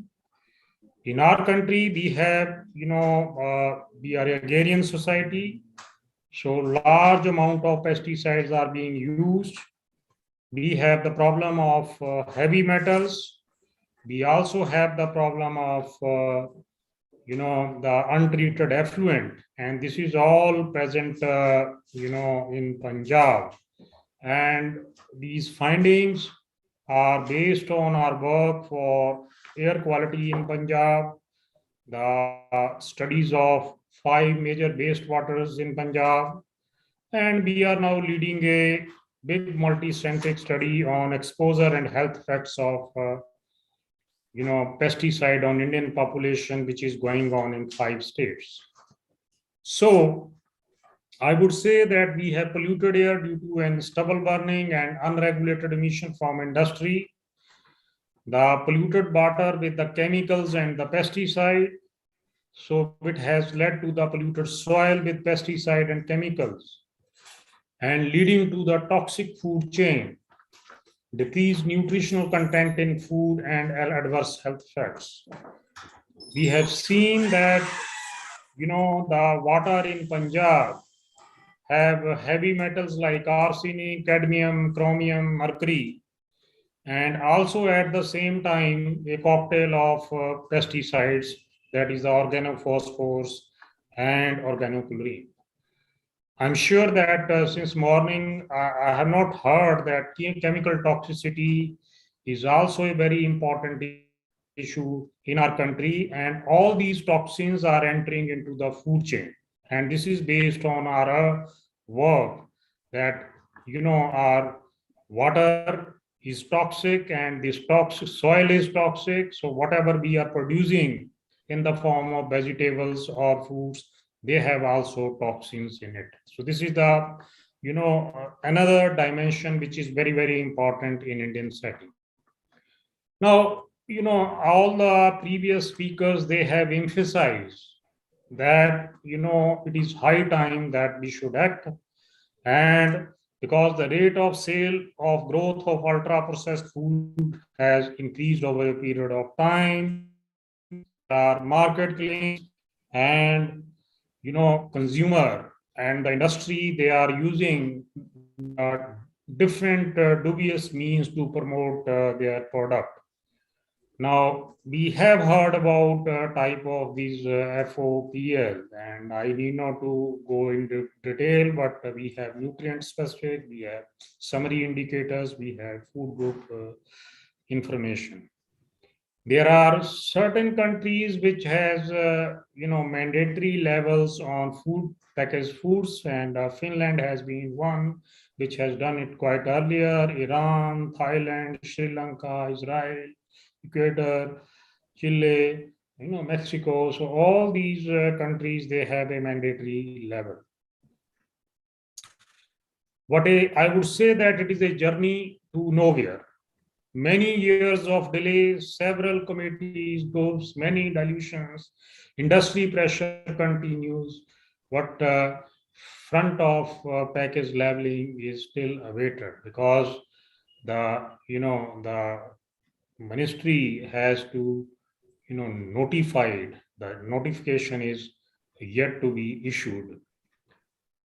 Now, there are key highlights from the FSI's recent update, and the objective of producing, they are focusing now more on health star rating, and which has come out as the recommended FOPL format for Indian consumers. So this is the format which is being recommended. Now, this is just an example that we are eating these biscuits, these chips are very common, right? And this is the current system of packaging. And in the proposed packaging, we will have these stars, right? And so this is what is being proposed. Now, coming to the topic which has been specifically assigned to me, that what is the role of public health associations? So we, have a public health association in the country. This World Density Federation is working at a global level, and in the national association we have Indian Public Health Association, Indian Association of Preventive and Social Medicine, Public Health Foundation of India, Indian Society for Malaria and Other Non-Communicable Diseases, Indian Epidemiological Association, Epidemiology Foundation of India, and Indian Medical Association. They are also a important stakeholder. Now, if we see, the role of these public health association is very, very important. And, we really need to engage with the multiple stakeholders. We have seen and listened since morning that there are many stakeholders which are there. So then advocacy meeting, and this is one kind of meeting which is advocacy meeting with the key stakeholders, consortia working for, all these associations, they should not only organize meeting, but should come up with the concrete call for action, which can be, signed by all these professional association and can be given to the government as a tool for, bringing this front of pack labeling into focus. I'm happy to share with you that we in the past have called for action for NCD in 2011 when I was in WHO. And later we have called for action again during the sideline of World NCD Congress in 2017, which is a global call for action for NCD. So this type of documents, they work as a tool for advocacy. Then training of healthcare workers, and also to include the importance in the medical curriculum about the FOPL. And we should, as a professional, we should also check for the accuracy of labeling and better presentation of FOL. Then empowering consumers to make healthy choice. As a consumer, we should also, educate the consumer that they should see all the labels which are there on the food. And effort to catch children young. I think children is one of the audience which is most important, and they should be made aware. I'm happy to share that we have developed an accreditation system for promoting schools in Chandigarh, where schools are categorized into platinum, gold, silver, and bronze, depending upon the standards. And the standards are also pertaining to the diet and non-availability of junk food in the school canteens. The FSI has also given this Eat Right India initiative, and here this is Eat Healthy and Eat Safe are the main component, and this Eat Safe is very, very important. Now coming to the case study, which I'll share that how we are doing it in World NCD Federation. World NCD Federation is a professional association working for global agenda for non-communicable diseases. It promotes front of pack labeling and by health promotion in different setting and multi-sectoral participation. We have our publications also, and recently we have come up with the 3 Center of Excellence, Center of Excellence in Evidence-Based Research, Center of Implementation Sciences and Research, and Center of Sustainable Development, Health and Wellness. And this is the website which is there. We have recently initiated this Global Health and Wellness Initiative with the theme Play, Laugh and Grow. And the Indian version is Khelo, Haso or Hasao, Bado or Badao India. This Khelo component basically is for promotion of physical activity and healthy diet. The Ministry of Health and Family Welfare, the World NCD Federation, IPHA and IAPSM are partner, and in our meeting, we jointly endorse this, and Dr. Sanjay Rai, Dr. Jodhpe was present, and Dr. Sunil Agarg has also participated. Now, the main focus is on health promotion through different setting, the multi-sectoral participation, monitoring and evaluation, and this front of pack labeling is an important component of this campaign. We as a organization has a conflict of interest policy. And I think this is from the very beginning, we have this type of policy. It is there on our website, and we have, no engagement policy, that World Density Federation does not engage technically or accept funding or sponsorship from food and beverage industries, alcohol industry, tobacco industry, organization contributing to environment degradation and producing toxic chemical, water and air pollution. And I am happy to share with you, for the last 7 years of its existence, we have never taken any penny from such type of organizations. Now, advocacy is very important. I am giving you an example of this glyphosate, which is a pesticide, and it is also by the name of Roundup. It is a weedicide which is used very commonly in Punjab and is also a carcinogen. This is rampantly being used all over the country. But in Punjab, we took up this with the Punjab Farmer and Welfare Commission. And they invited us. And you can see this gentleman, he's Mr. Ajay Veer Singh Jakhad, who is the chairman of the Farmer Commission of Punjab, where we made a presentation that glyphosate is a carcinogen and should not be used in the state.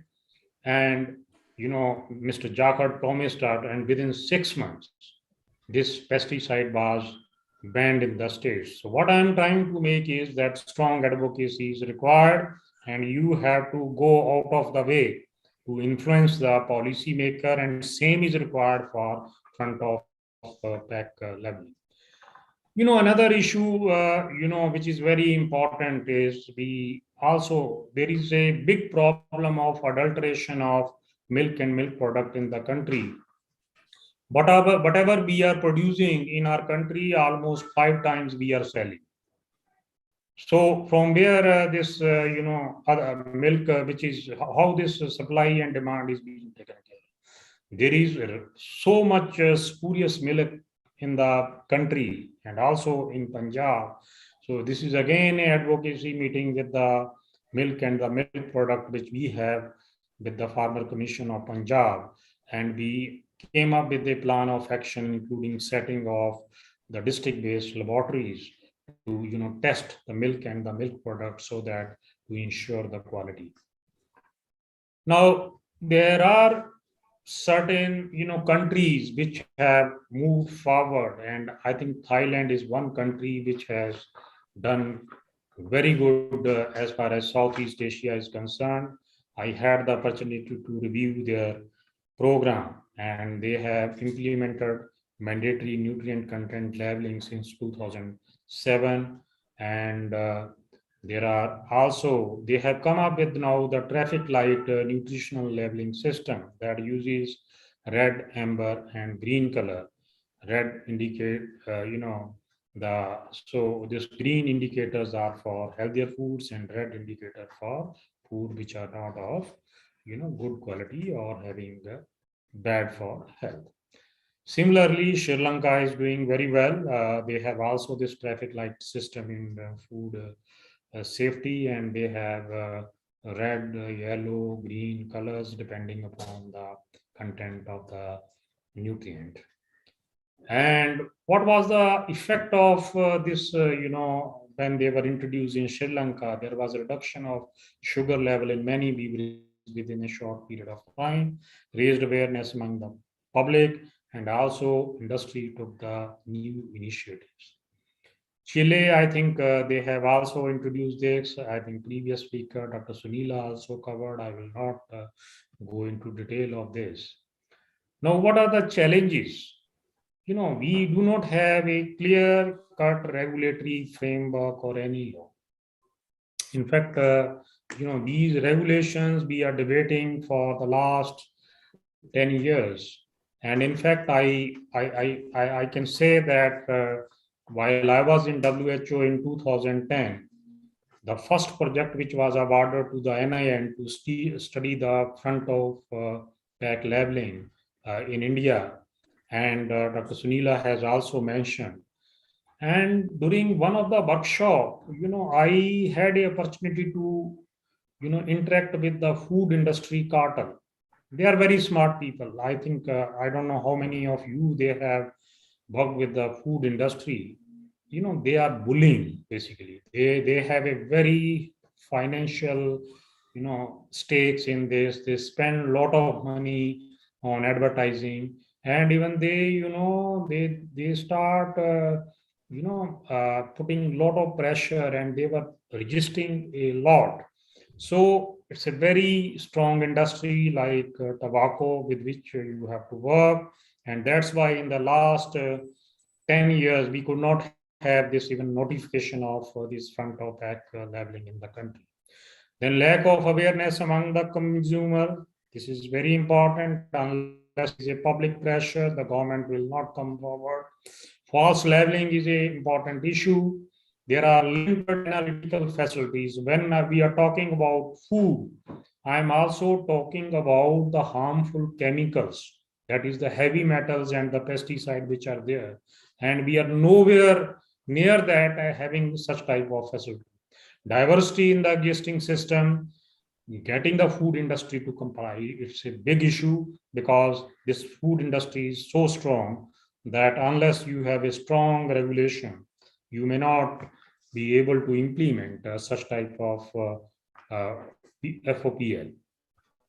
And there is India diversity in the language, high literacy. So, whatever we are coming up, that is also very important. And for a country like us, although FSI has decided something else, but I think this traffic light signal, signaling is quite relevant for a country where there is a lot of illiteracy.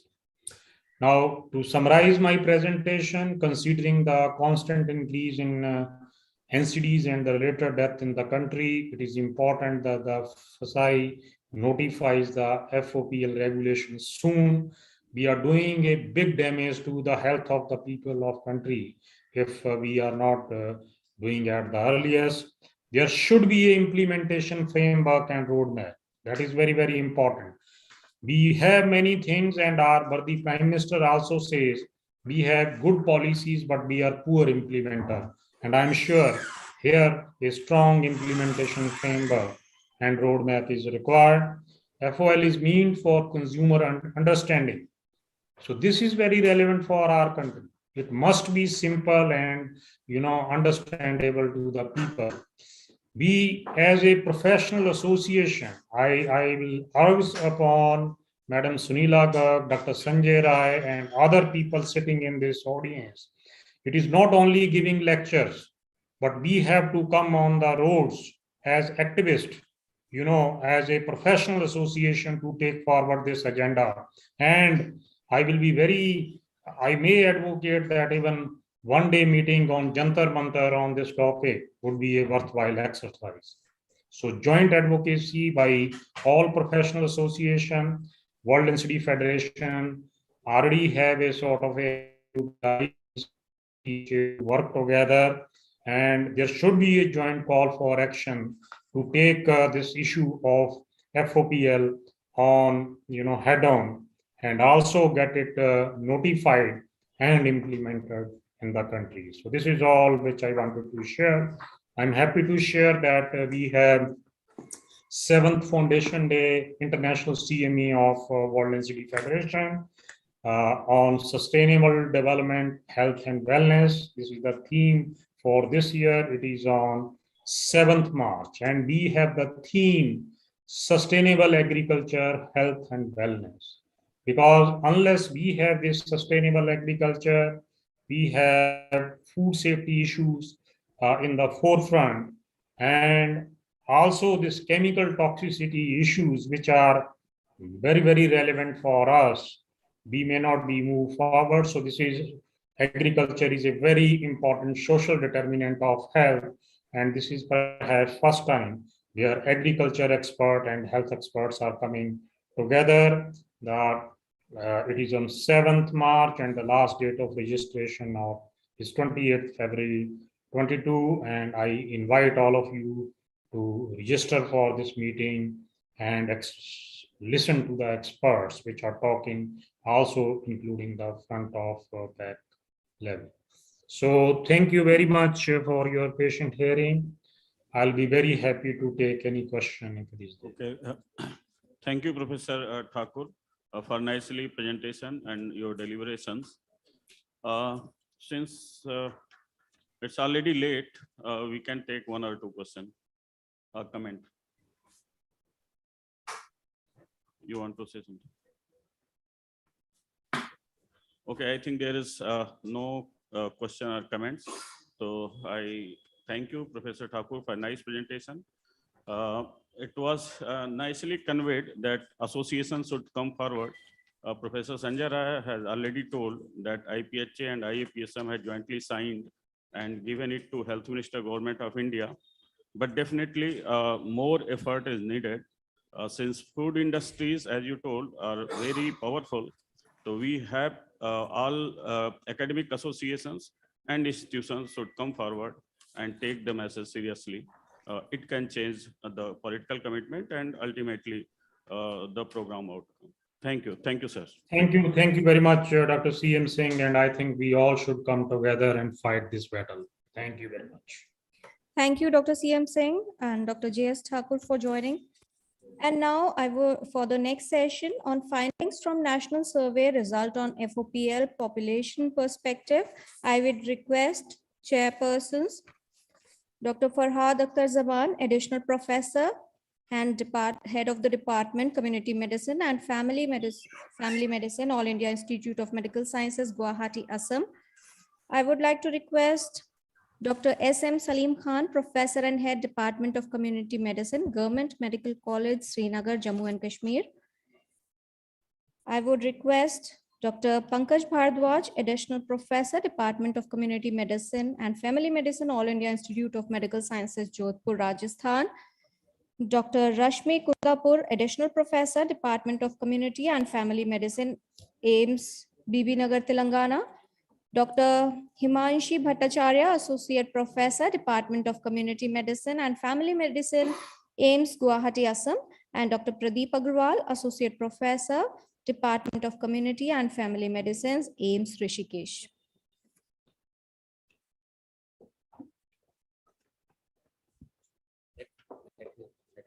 Yeah. No, I'm just taking it. A very good evening to everyone. A respected chairperson, respected delegates. We are not four, we are representing Pan India, North, South, East, West. And we are really thankful for giving this opportunity to present the small brief results of the survey which we have done in Pan India. Thank you, ma'am. As it has been said, it is not me presenting. It's all over the people who have done the survey, just presenting across you all, taking you all across what the survey says. And I'm here as only a face which is presenting, and the whole body is all over the country here, which you can see. There's a knowledge, attitude, perception study on the front of package labels in India. The whole collaborators of FOPL have done this. All through you'll have heard about what's about the scientific process, what has gone into. So the evidence highlights foods and beverages providing energy high in added sugars, sodium, saturated fat, and any other added trans fat, which are referred to as nutrients of concern, have determined impact on health. This has been known. Excessive consumption of these unhealthy foods and beverages is one of the key causes of obesity and increased risk of cancer, heart disease, stroke, type 2 diabetes, and premature death. All of us again know about it.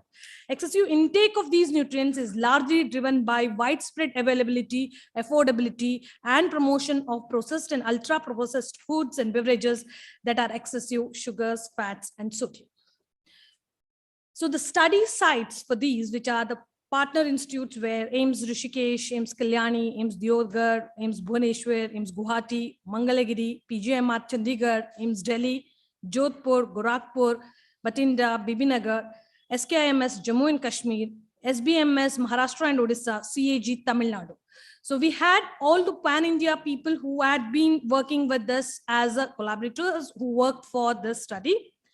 It was a multi-centric study in different states of India. conducted under administrative control of premier medical institutes of respective state. So prospective multicentric cross-sectional study, it's a sampling method was purposeful sampling because it's a physical questionnaire based survey. We looked into the adult who are the consumers. A pre-tested semi-structured multilingual questionnaire was administered to the population. Analysis was conducted using SPSS. A question. Yeah. So this is a 20 questionnaire, 20 questions. They were there in this questionnaire, and we would like Dr. Pradeep to help us out in disseminating this questionnaire to the audience to have a look on what were the questions which were there. Yeah. So not telling about it, it was on details, shopping related behavior, knowledge regarding food package, labeling, attitude regarding food package, perception of consumer towards FOP label design. So that was the whole thing. The questionnaire has been with you all. And the results, this was at the multilingual changed and worked on into the state as and the count and percentage. If you look into Andhra Pradesh 102, Assam 151 and 7.5%, 11% of Maharashtra, 16% represented. So there was a larger aspect from the south which represented, and 13% Telangana, 11% in the large percentage, which you will see in the future also, seeing that a large percentage of south. So the males, normally whenever there is an, as you know, the respondents were 2025 and 62% were males, 37% were females. Most of them were at the age of 18 to 29 years. The most one which we take into as the youth of today, where majority of them were there. So that, but there were representation from all other parts also. This is what I would want to say. The South, there was a 39.6%, whereas 29.7% was also from North India. Of course, East and West, we had a bit of less, but other than that, it was. Urban accounted more. That is because most of the premier institutes were located in the urban area, and that's how the monitoring was with the institutions, and that's how we had more of urban population than the rural population, though we had. This is very interesting to note that we had the level of education, most of them were educated. Why I'm talking about this is FOPL. So uneducated people just go and buy it. They do not know what to read, how to read is not a question. So there were educated people, and 46% of them were at the degree level. So that's very, very important to be noted. And we had very less of illiterate to say that. And employment status, if you look into, if we say students by themselves only take, it doesn't mean that. If you see the self-employed and employed, were also in the major contributors as compared to the students, and unemployed were also their part of the surveys.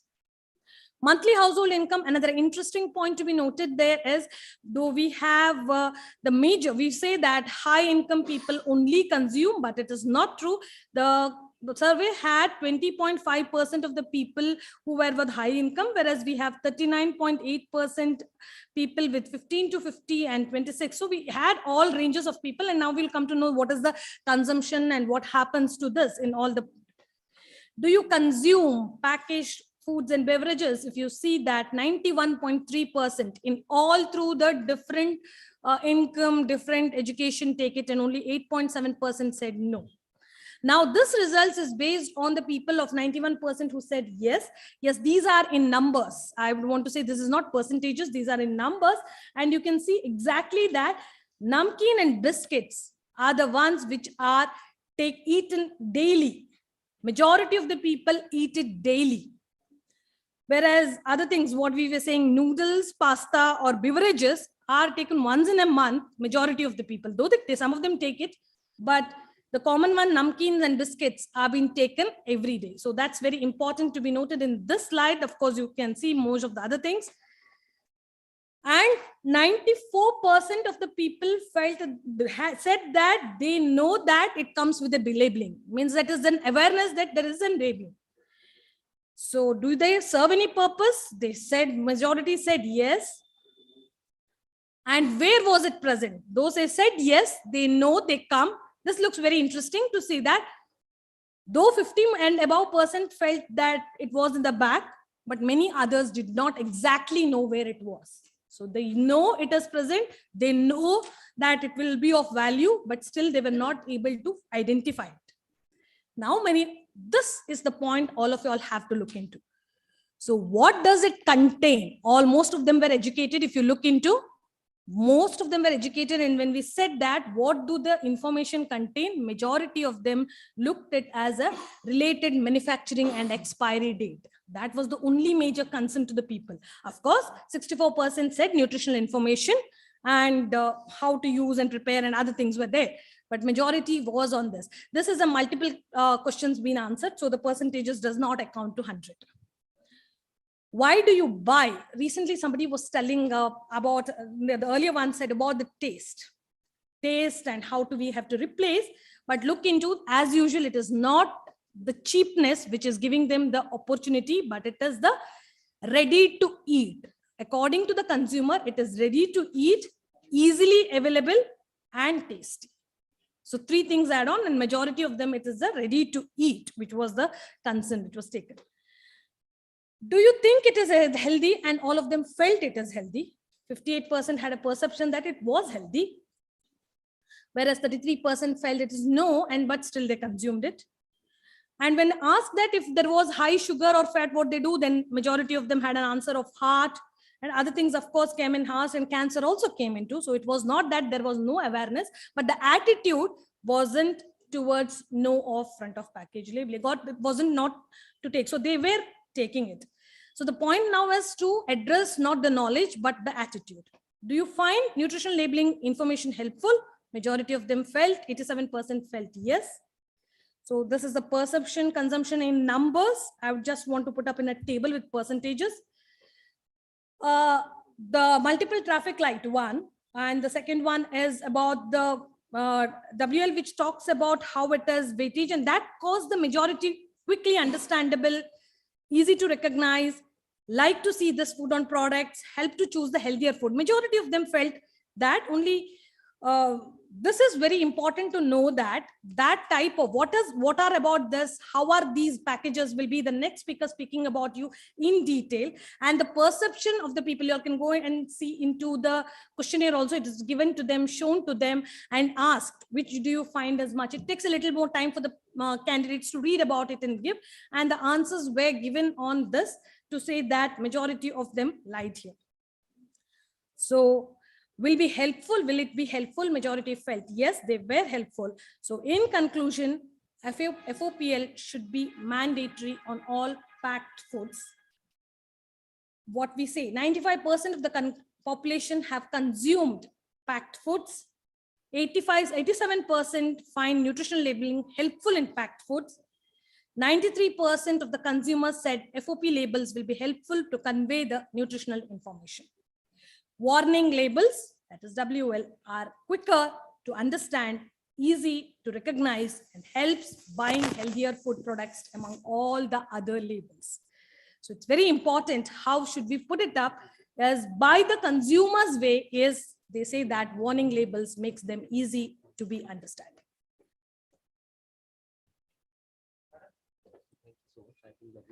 Yeah, thank you. That's for us, from all of us around as a collaborators. Thank you so much for being on time. Thank you, Dr. Rashmi, Dr. Pankaj, Dr. Himasri, myself and my co-chair, Dr. Salim. We both were involved in this project. What I think that there are various stakeholders in the whole process of creating a ecosystem. We need to create a whole ecosystem. And in that ecosystem, all the stakeholders need to be involved directly or indirectly. One is the user. So they are Janta Janardhan, they are our user. They are a very important stakeholder. And without knowing the feel of the people, the perception, we cannot just go ahead with the other stakeholders. I mean, the providers, the industry, then influencer, people like us for advocacy, and ultimately the governance. So I think it's very important that we take into account all the stakeholders. And one of the stepping stone of this survey was that first stakeholder, that is the users, the population, what is their feel, how they feel. The last one, that question number 19 about FOPL design, what I feel that when somebody does not understand, मतलब मुझे पता ही नहीं है, have you ever heard about HIV AIDS? No तो आगे का question बनता ही नहीं है। यहाँ पे हमने ऐसा नहीं किया, we have not done like that, but what I felt while doing the interview, I myself have been involved. जब पता ही नहीं है तो चलो ये अच्छा दिख रहा है, giving it. So we do not get the correct result because the whole system, they are not aware at all, not aware. In fact, intellectuals, the academicians, the influencer, the other stakeholder, we ourselves also not that much aware कि कौन सा अच्छा होगा design FOPL. So we need to do a lot involving all the stakeholders, and it is just the beginning. From my side, that much I would like Dr. Salim to add. Thank you, Dr. Farhan, and thank you the team for conducting this good survey. And I think this is the beginning of the pan-India activities. And I suggest that we should move ahead with the involvement of schools to have similar type of studies, because they are the main stakeholders. We see during especially COVID times, all our children had turned obese and they have been binging on these junk foods, and we need to assist their involvement, and later on we can use them as champions for educating FOPL. So I think there is less time for next from, so we'll call it a day. Thank you very much. Thanks a lot to all the chairpersons and the resource faculty. And now I would request all the present dignitaries to come on the stage for the photograph.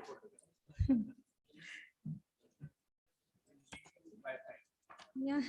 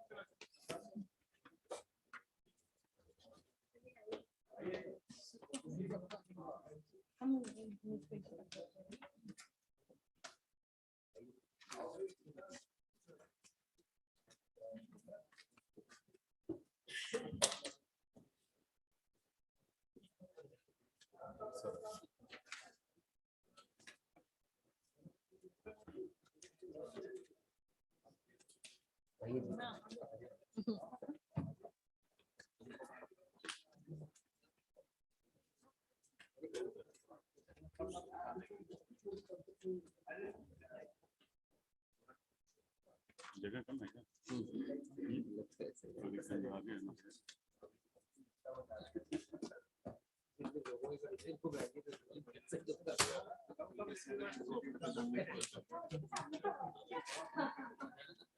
चलिए चलिए, कहाँ गया यार वो photographer?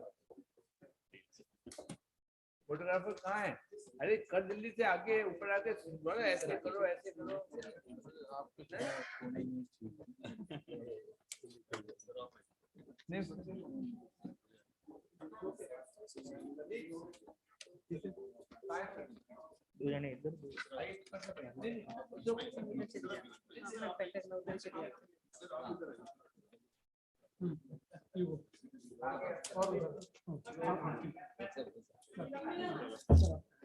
अंकुर अंकुर selfie selfie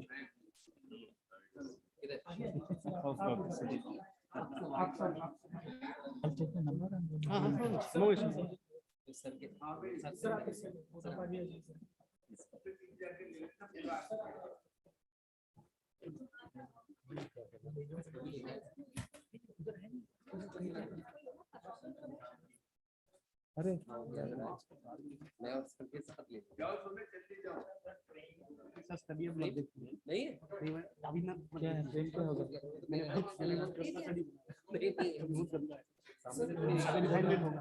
आगे logistic regression वगैरह बहुत कुछ लग रहा है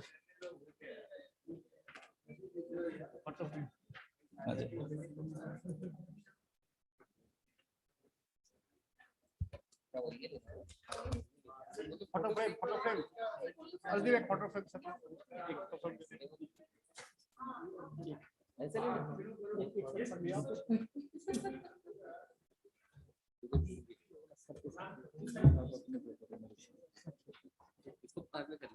इसको नीचे रखिए ना, हाँ, कमर्सन दिख रहा है।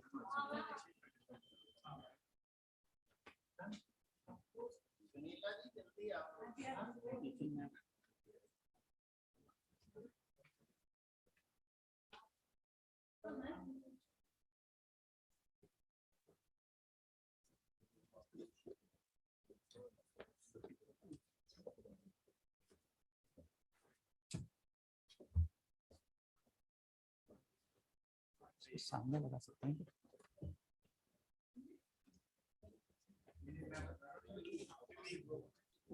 पोस्टर।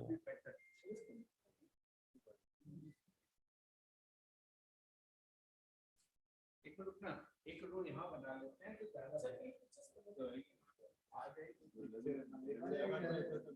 लेवल ले रहे हो।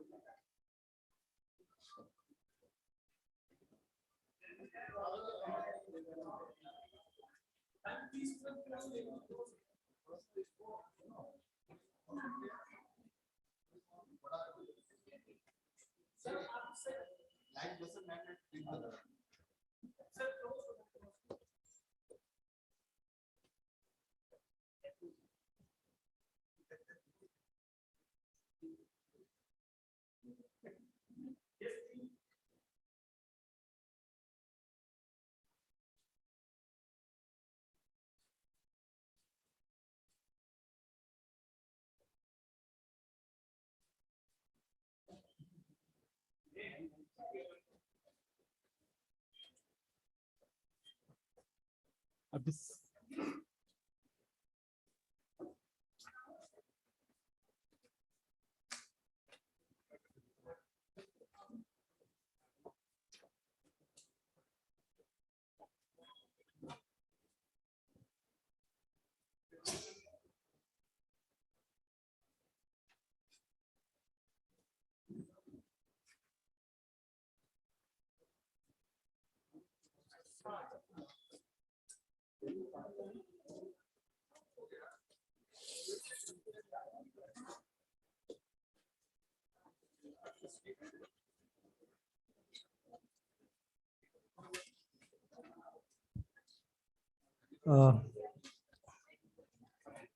Keeping the time as a key priority, I would like to announce for the next session.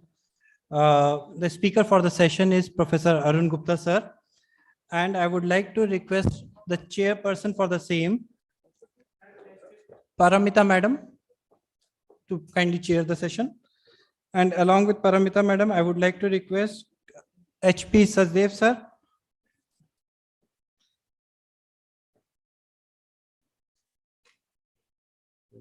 Yeah.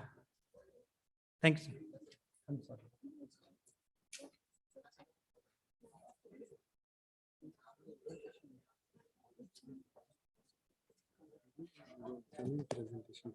Sir ये अभी कर सर प्रेजेंटेशन है हाँ सर अच्छा हाँ हाँ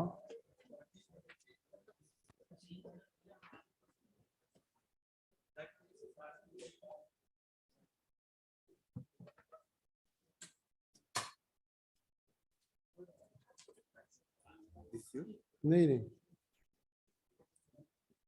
Arun Gupta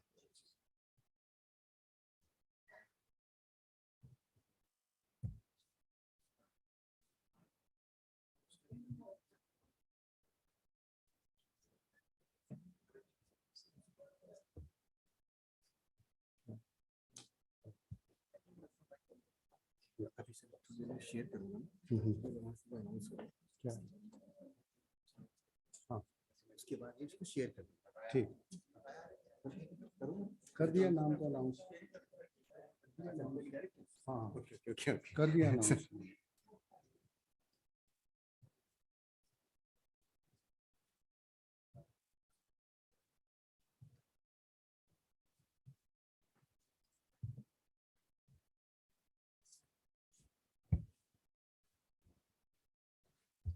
Hello, friends. Good evening, and thank you very much, both NAMS and the AIMS faculty for giving me this opportunity to talk. I'm going to talk quickly on this. Couple of people have mentioned about ultra-processed food since morning, but I think I'll be getting a little more detail on that, why this is a bigger elephant in the room. Even though we tackle with HFSS, we still don't tackle with unhealthy foods if we do not take care of this. Now, day before yesterday, I was boarding a train and this boy just came, sat next to me, and what he had in his hand was a Coke bottle and a ultra-processed cake he was eating. That shows the commonality of food which we tend to eat. The young boy, and that's how the food system is changing in this country and changing very rapidly. So I'll talk about this, and we know the consumption is rising. And what I'm going to share with you that mere nutrient content determines if the food product is healthy or not. That's the current paradigm. Currently we're talking about this.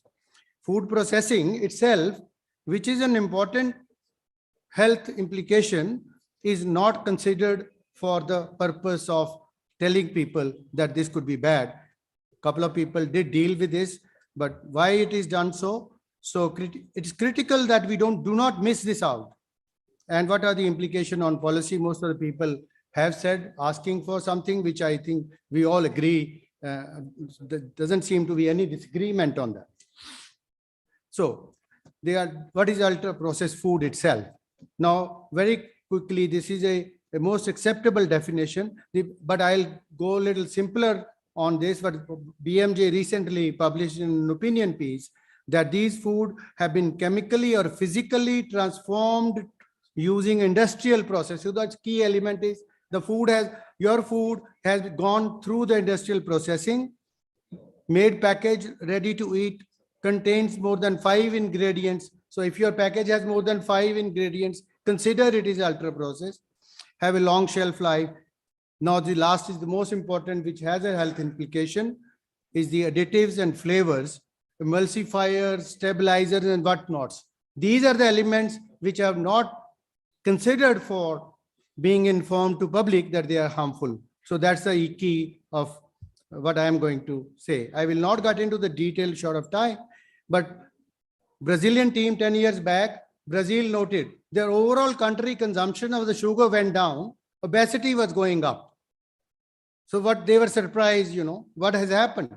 So that's when the team in University of Sao Paulo sat down, discussed and found this new definition called NOVA means new definition, new classification of food into 4 groups, which essentially says the first one is the group 1 is unprocessed, which is like vegetables, fruits and all.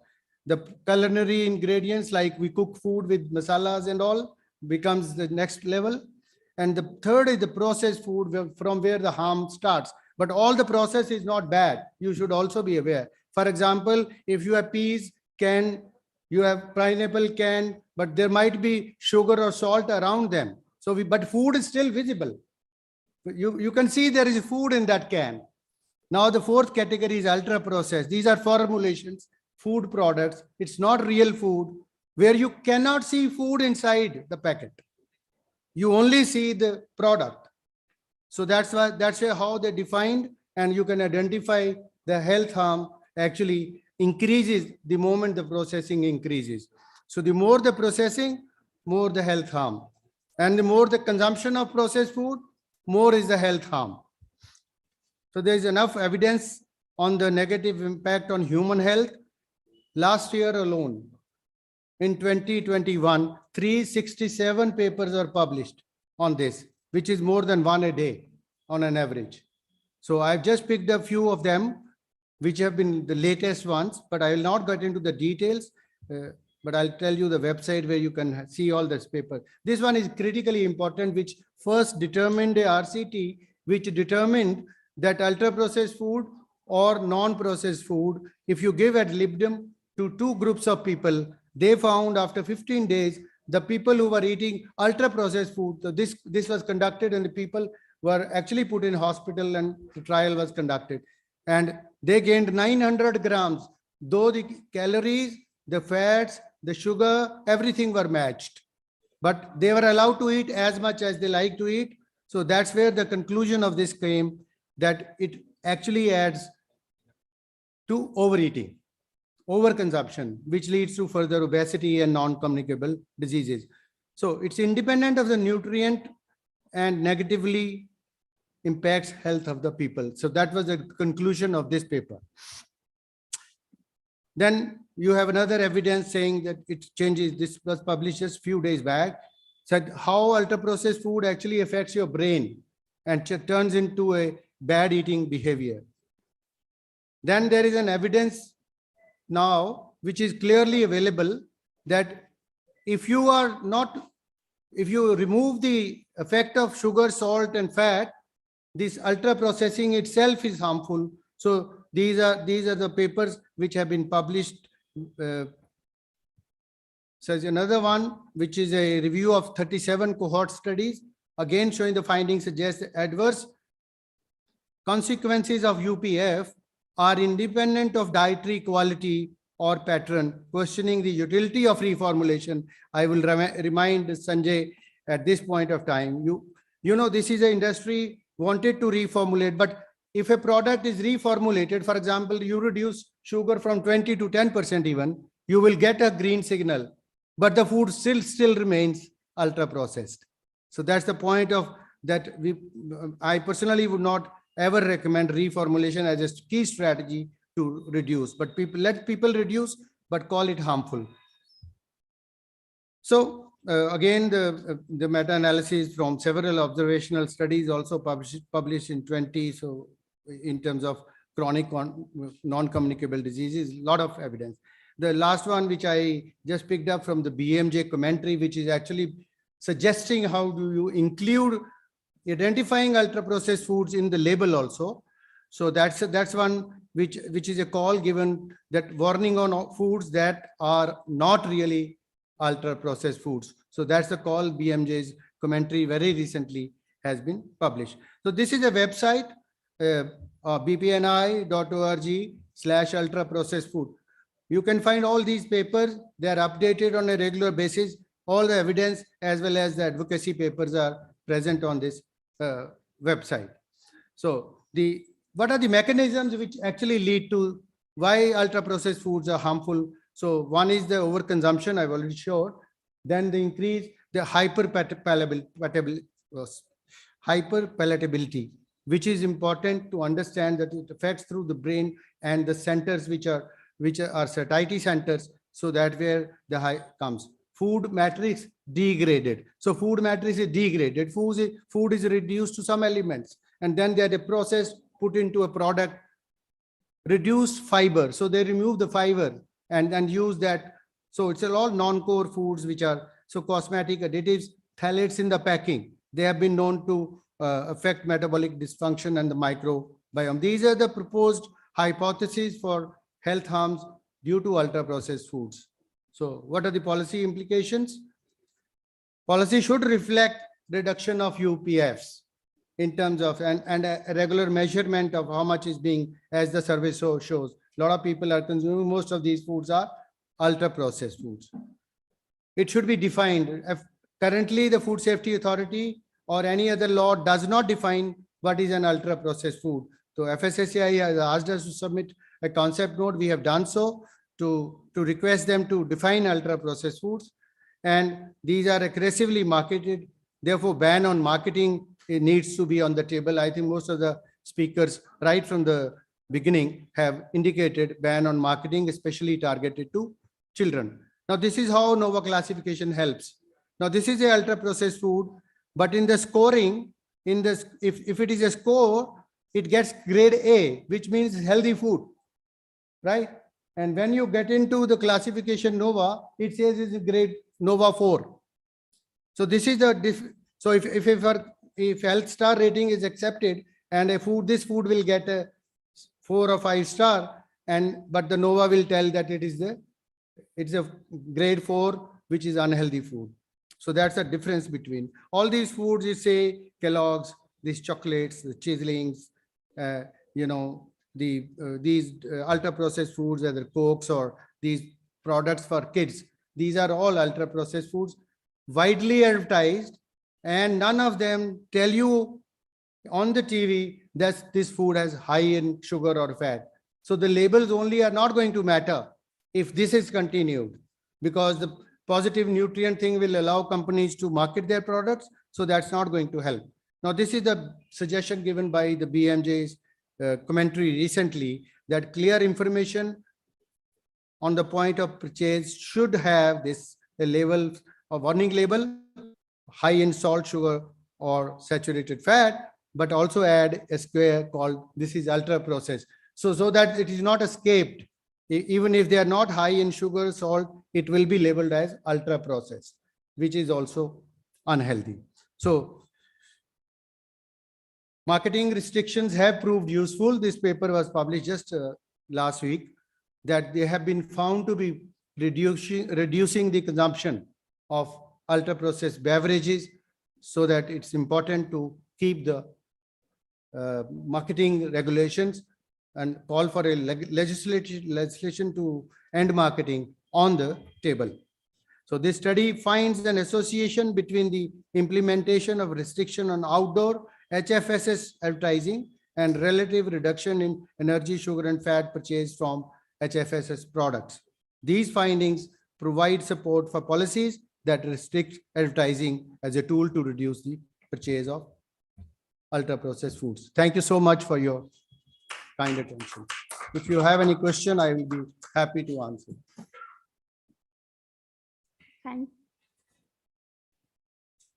Thank you, Dr. Arun Gupta, sir, for a very lucid presentation on a less traversed domain of ultra-processed food.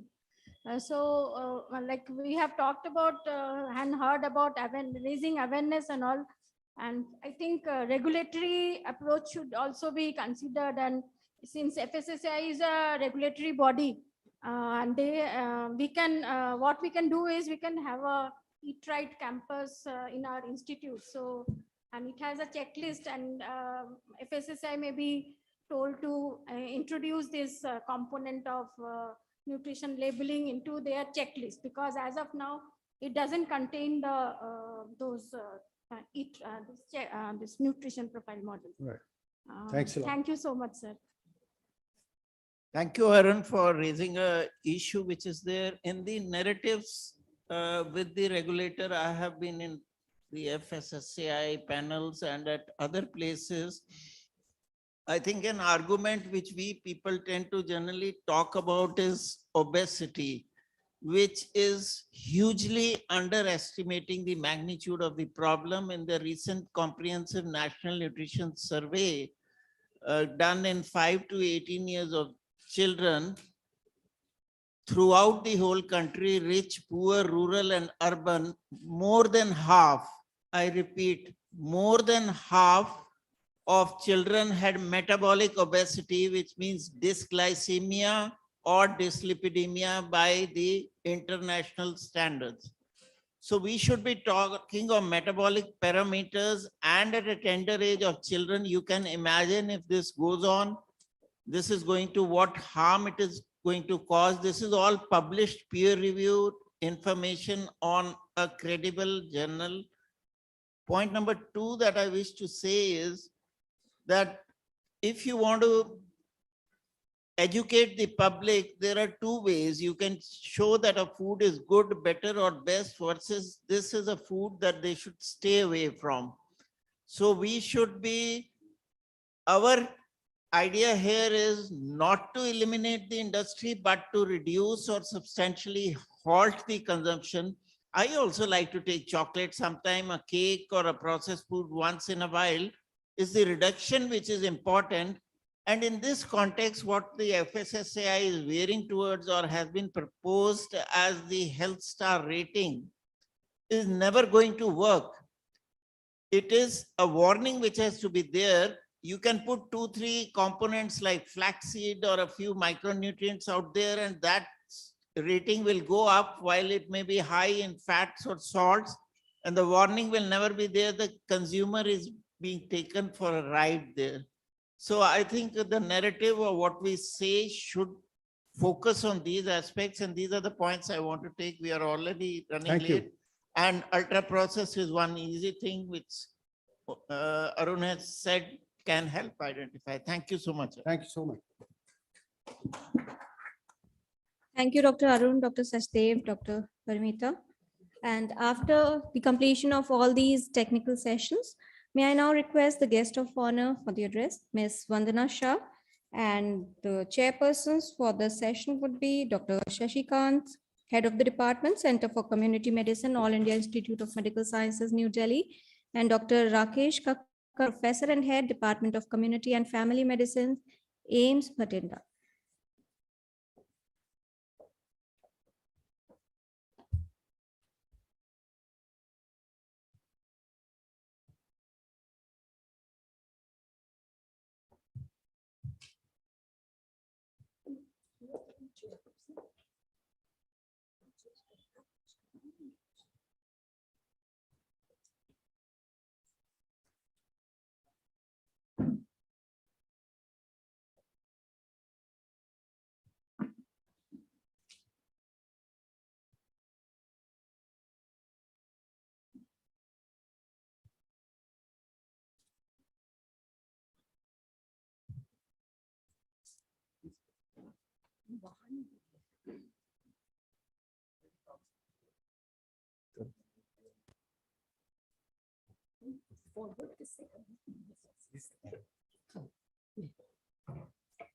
So good afternoon, distinguished guests, eminent chairperson.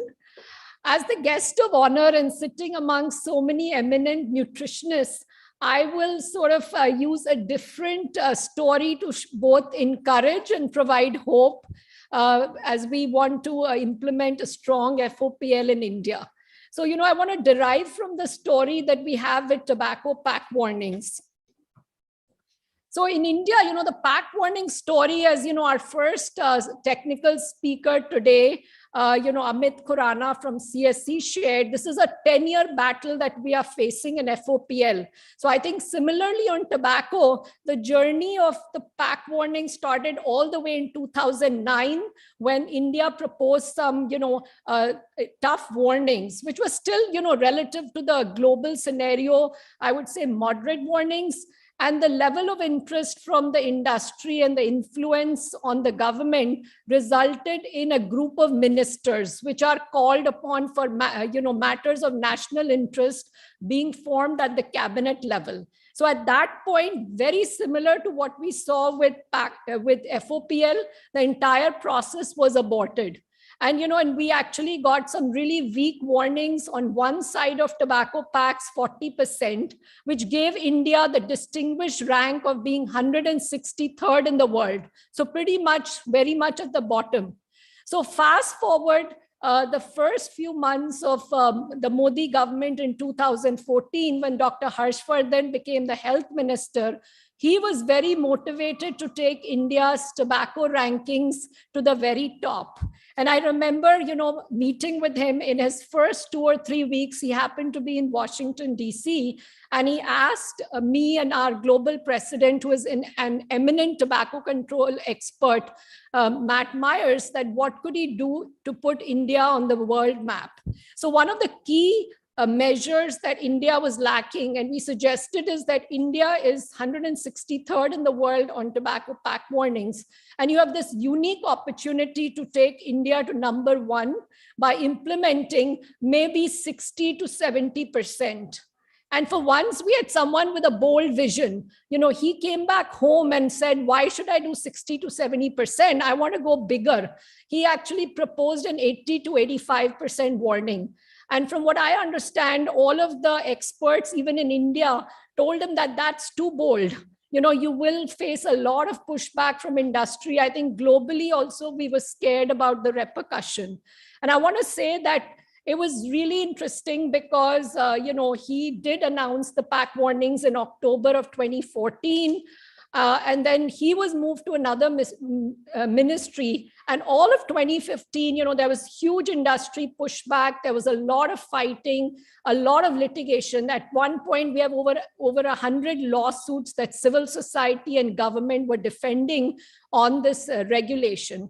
But India then did implement in 2016 the 85% pack warnings, taking India from 163rd straight to #1 in the world. And I want to say that this was huge, not just for India, but it was a race to the top. So for once, India's public health position helped us create a race to the top. I remember sharing the India regulation with countries in the region, Bangladesh, Pakistan, Sri Lanka. Everybody wanted to actually do better. Pakistan announced 85%. They've still just stuck at 60% because that got, caught up in litigation. Nepal, which was already at a good percentage, went up to 90%. And globally, India got a lot of recognition. The other point I want to emphasize is this pack warning, just like FOPL, comes with a lot of science. It impacts consumer behavior. It results in prevalence declines. So 2 years later, when we conducted the Global Adult Tobacco Survey, which is sort of the largest public health survey conducted in the world by the Indian government in partnership with CDC, we saw dramatic prevalence declines. I think all of us, even working on tobacco control around the world, were really caught by surprise, which is a good place to be in public health, where we saw a 17% prevalence decline in tobacco use, an overall decline. And I want to share that there was a very interesting segment that came from pack warnings. So in 2010, when India had those 40% very weak warnings on one side, it showed that there was very low intent to quit as a result of the pack warnings. We purposely had these very specific questions. And if you saw that the intent to quit, went up significantly to 61% on cigarettes, even on BDs, where the pack warnings, because of the nature of the pack, was poorly implemented, the intent to quit because of these pack warnings was so high. And so I think there was clear correlation. So I think the industry argument was, don't implement pack warnings on tobacco because they don't work. So why were they fighting it so hard? And the evidence spoke for itself. So I think the whole idea that we're talking about today is really statutory warnings for packaged foods. I don't want to repeat all this data, but clearly what we are talking about is that packaged food has 3 key, nutrients of concern: sugar, salt, and fat.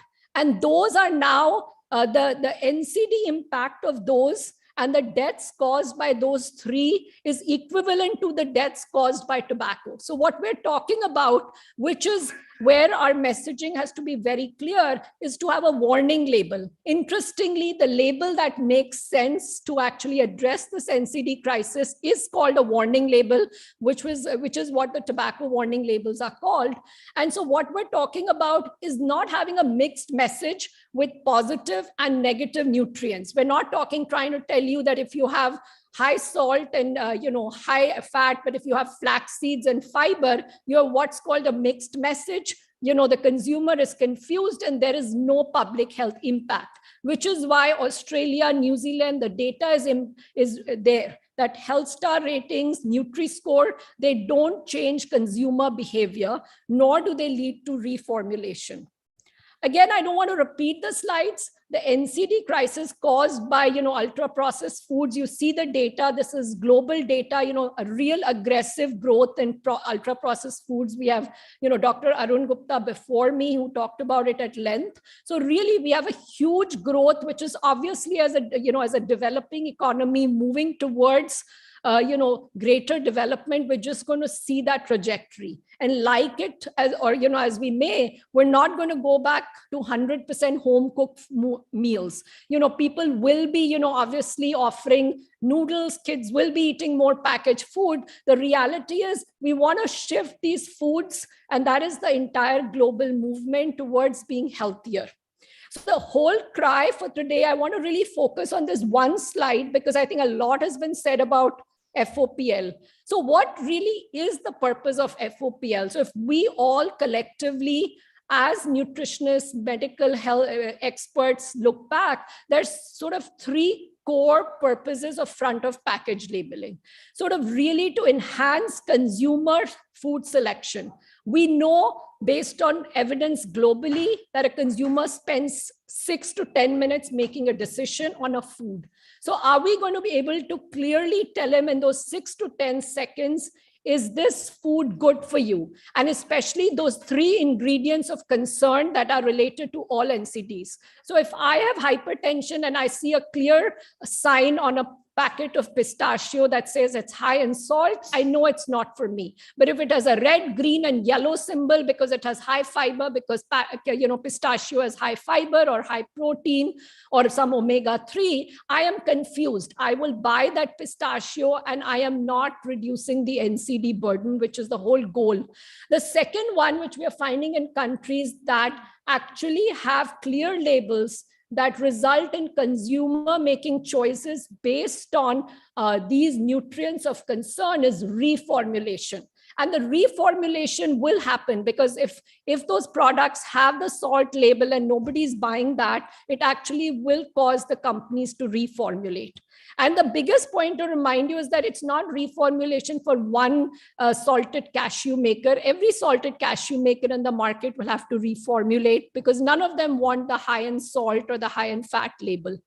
The other piece is that it really helps sort of really create the environment in terms of healthy buying for foods, beverages, for assisting not just those who are shopping personal use, but really there's a huge, especially a country like India, where you have a huge sort of school program, there's a lot of other government schemes. All of those can have those labels as a guide as to what is allowed to be bought in those programs. Again, this map has been shown. You have countries that are moving towards clearly mandatory warning labels, and that's where all the evidence is building up. So clearly, I don't want to belabor my time, but this is sort of the label that is emerging with the best evidence to achieve the stated goals of an effective FOPL to change consumer behavior and, reduce NCDs. So the Chile study has been beaten to death. So I want to just kind of stop and say that the whole idea of FOPL and why I want to say that I have worked now in India for 12 years. I've never seen such a distinguished gathering, of so many eminent leaders, nutritionists, public health leaders, medical leaders come together. I want to say the pack warning fights on tobacco, we just had it was just civil society in India, a handful of oncologists that actually fought that battle and did eventually win and were able to take on the tobacco industry, which is very well organized, very well funded, with very, very deep roots within government. I want to say the food industry, the advantages, they are very well funded, but it is a relatively new industry. So they're not as organized in terms of the lobbying that we're seeing. And I think that the might that you all represent, I think to really point out to policymakers, if, individually, collectively, in every forum that each one of you has, that effective warning labels, as which has proven to be very effective in addressing India's NCD crisis. And I want to say that a confusing label like health star rating would be a huge step back. A huge step back, not just for India, but the rest of the world. Because I want to say FOPL is a very young policy. You have 10 to 12 countries that have actually adopted FOPL. So just as when India did it right on warning labels, and as a global health person, I was able to run around the world and share that example. I shared the India pack warning story in so many forums with actually so many health ministers and secretaries in other countries. I think India doing it wrong has a huge implication. not just for India and Indians, but for the rest of the world. Because I always say that India's pack warnings and India's e-cigarette legislation, which is another analogy which I got to share in a lot of global fora, and I was personally involved in helping the government develop, was something that we share and created a race to the top. If India does FOPL wrong and implements something like health star rating with the kinds of thresholds they are proposing that are 2 or 3 times of WHO CRO, it would start what I call as a race to the bottom. So what we are responsible is not just for what will happen in India, because if India does it wrong, it sets an example and justifies bad behavior from other nations. So just as our regulators has cherry-picked on the worst example in the world on health star rating in Australia, which all the Australian nutritionists, and I'm sure, Dr. Sachdeva and Dr. Gupta can say that their colleagues in Australia want to, dump that system. They will speak out openly, are ready to dump that system, and our regulator has seen the data, has seen those voices, and they will cherry pick the system because it's out there. And that is Australia. So imagine the consequences in India choosing a wrong system. It has consequences for the rest of the world, especially in such a new, critical, cutting edge policy. So I just want to end there that, for me, seeing all of your faces, the leadership and sort of all of distinction you bring from your fields and your eminent organizations, I have hope that, we can carry this message that what India does will have a huge impact on the health, the NCD, the next, health surveys in India, but also for the rest of the world. We will set a new benchmark if we can do it right. And, the next set of surveys, and the data shifts very quickly. What's very heartening, I want to say that I never thought that at least 3 or 4 policies implemented on tobacco from 2013 to 2016 had such a large prevalence decline. That's the second largest prevalence decline recorded in the world in GATS, actually after Bangladesh. So this works. Public health works. If you put the right policies implemented well, we can save lives in India and set the world in the right direction. So thank you. And I really want to thank the organizers for putting it together. A big thank you to AIMS, Rishikesh, and everyone who helped put it together. Thank you.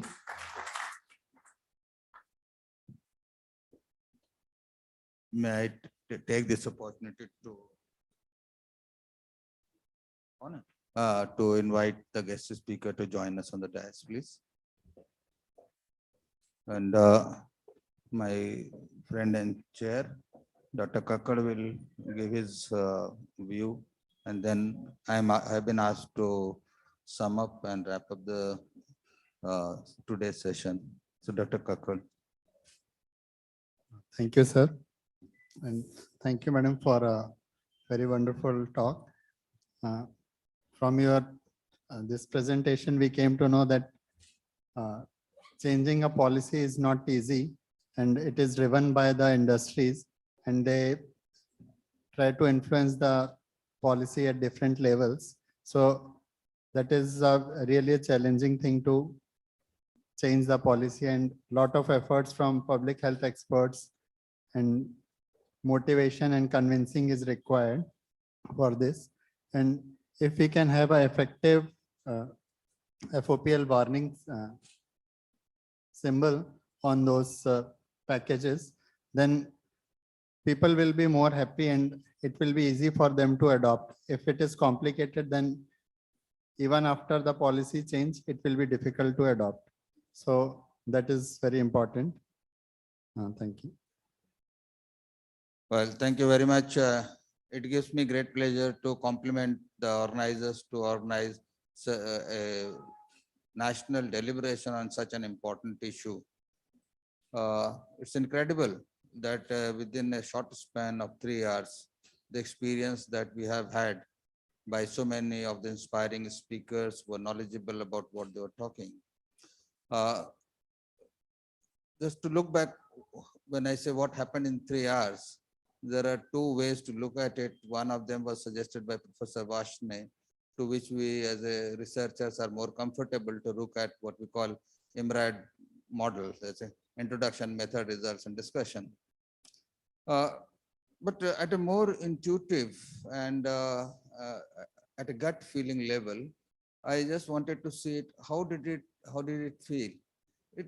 I felt it was very well rounded. And I started with Dr. Shiv Sareen setting up why is it important, followed by Amit Khurana, who talked about various ways and means of looking at FOPL. Then it was taken up by Dr. Sunila Garg, who talked about relationship of packaged food or junk food, as he said, and NCDs. And then came Dr. Sanjay Rai, who was also the president of the IPHA, who talked about legislation not only on the supply side, but its effect on the demand side. So most of it we were discussing about the demand side, discretion of the buyer, but also could it have effect and influence the producer of the product by changing laws. And thereafter we had Dr. J.S. Thakur, who expanded the ambit of what we are talking. Apart from food, he also included chemicals and toxins, and he spoke about his experience and what it is all about. And he exhorted us to become a sort of health activist to march from Jantar Mantar to Parliament. I forget where, but it was invited to march. And I think that was the area got expanded. And then we had, I forget who came next to him. I think Dr. Arun Gupta came, and the wonderful exposition of how unprocessed food, when it lands up ultimately, is ultra processed. So I looked at UPC and UPC both sounded, as far as the acronym was, then pretty much same, but they were at the two extremes of the range. So ultra processed food. And really it is eye-opening that we are virtually having one paper on that particular topic every day of the year in last 1 year. And that tells how engaged the world is about the area we are. And we also, I was privileged to have had heard your chief guest, who clearly put the analogy of what our experience has been in terms of tobacco control and how that experience can be leveraged to do what we are trying to do. And the key feature that she identified, and that's important to me at least, is that as yet, the food industry is not that well organized. It has the muscle power, no doubt about it. But the lobbying and the organized way in which it can influence, which was partially referred by Dr. Thakur also, that there is a strong lobby, which obviously there are vested interest, and we ought to take that into account while we are trying to formulate how to go about it. But there is a window opportunity in which, while our opposition is not that well organized as yet, could we be more quick-footed and do something about it? Experience has not been very good. I mean, we said that we have spent 10 years pursuing this issue, and yet it has not come to anywhere near fruition, or maybe even a start of it. And therefore, it would be a good idea to double our effort and try to achieve success in the small window that we may still have. And I think it has been an excellent exposition of various aspects of FOPL, and I was very privileged. And congratulations to all the speakers, and they're wonderful. And I did forget to name the India team from East, West, North, South, because I simply forgot to remember all the names. I asked Pradeep to remind me, and yet I didn't write them down, and because of my old age, my memory fails me. So I don't remember them all, but congratulations to that team as well. Thank you very much, organizer. It has been a wonderful day. Over to the master of ceremony. I would like to thank all the dignitaries. And for vote of thanks, I would request Dr. Pradeep Agrawal to come on the dais, please.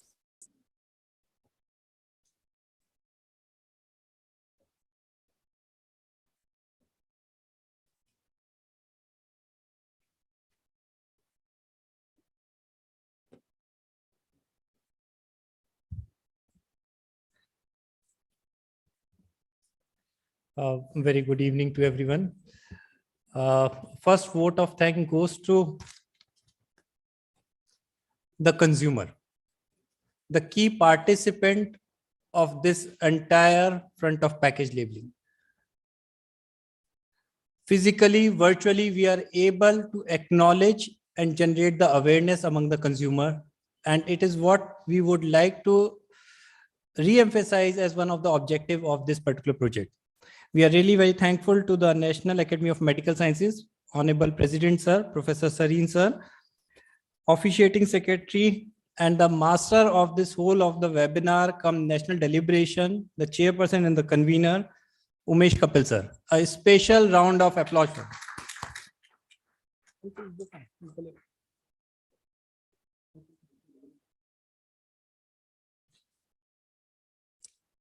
A special thanks to all the chairpersons and the speakers, especially the respected directors and the honorable directors who out of their busy schedule have their commitments and still they were able to make up for the front of package labeling national deliberation. Respected Madam Vandana Shah, the guest of honor, she have came all the way from the US and have been the supporter for this front of package labeling. Global Health Advocacy Incubator is the key initiator for this particular project in AIIMS Rishikesh. The key important player over here is Professor Arun Gupta. He have been running through this fight of front of package labeling since last 10 years. And his word of wisdom have enlightened us regarding the current status and the global policies regarding front of package labeling. Nonetheless, we are really very thankful to the team of the NAMS who have organized and taken up the pain to organize this event, especially my team, Mr. Arshdeep, Mr. Ankur, and a special thanks to Master of Ceremony, Madam. She is a well-known face, Ma'am Kiran Bhardwaj, and I hope now you must be remembering she is an anchor for the Total Health Doordarshan.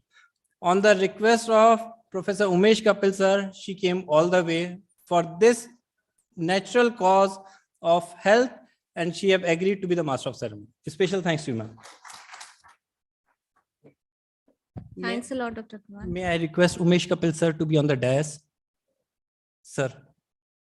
Sir सब कुछ आपसे पूछ के थोड़ी ना करेंगे, कुछ तो हमारे पास भी है.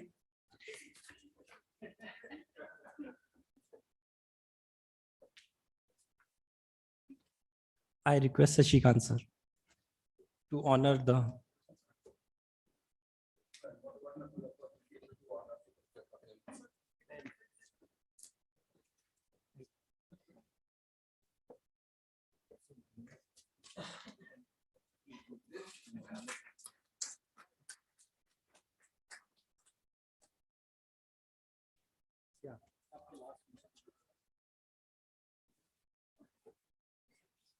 Well, thank you very much for all the participants, all the delegates, all the speakers, all the chairperson. We had a wonderful sessions, and the summing up by Dr. Shashikant was really a treat. He summed up each and every activity, and we really enjoyed these sessions. And sometime way back in 2013, I was party to the development of FOPL in the country. Okay. And, but then I was lost in the other activities. So, but it's a difficult situation we are in, and their commercial interest, FOPL is not easy to get in. We may try our march, we may try our Jantar Mantar and so on and so forth. It's a difficult thing. And industry's bottom line is profits. And we may do whatever we want. Okay. But yes, an effort should be made. Like Dr. Arun Gupta is making effort for promotion of breastfeeding, fighting against all the big manufacturers of baby food products. But still, there is a hope. Let me put it that there's a hope. And we have to work with the government, we have to convince them. With these remarks, again, my most sincere thanks to all of you for coming over here. And as Dr. Sareen mentioned, if possible, you can utilize the NAMS platform for developing guidelines on different issues. We can have the best of the best scientists in the country come together, have a deliberations, and come out with the white paper, what should be done. And I can assure you on behalf of Academy, we are an academic institution. We are one of the arms of Government of India, right? We are always with all the scientists. Thank you very much. Namaskar. Please do join us for the dinner at 7 p.m., 6:30, 7 p.m. onwards. Please. Thank you.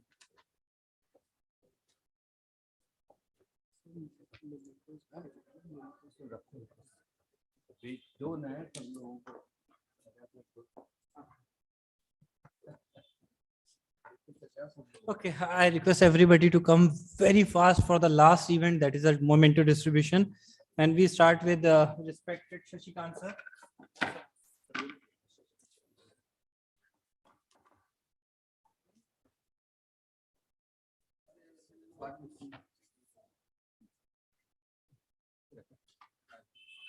Kakkar sir.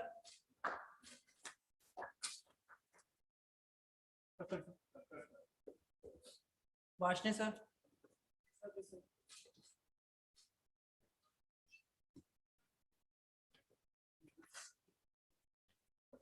Salim sir.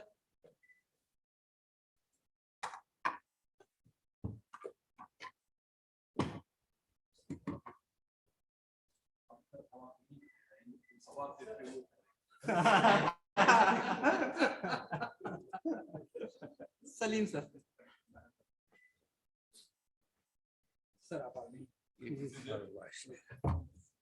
HPS Sasdev sir.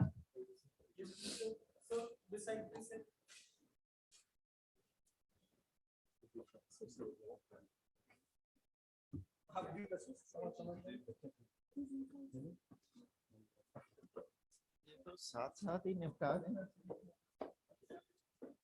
Arjun Gupta sir.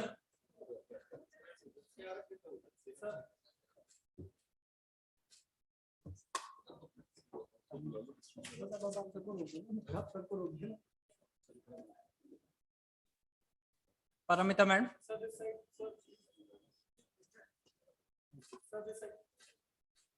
Bhatia sir. Can I request Dr. Sudeep, please come up.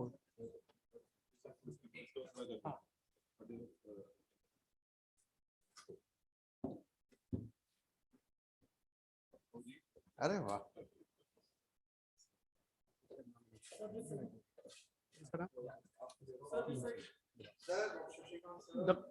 CM, Dr. CM Singh, sir.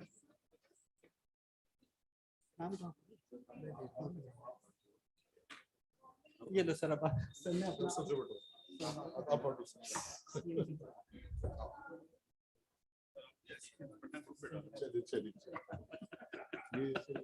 Dr. Sanjay Rai, sir.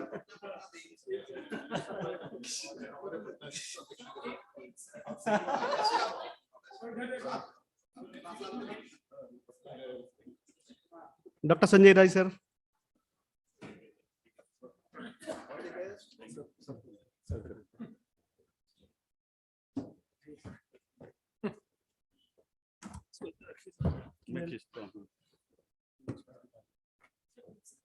Next, Dr. Pankaj Bharadwaj, sir.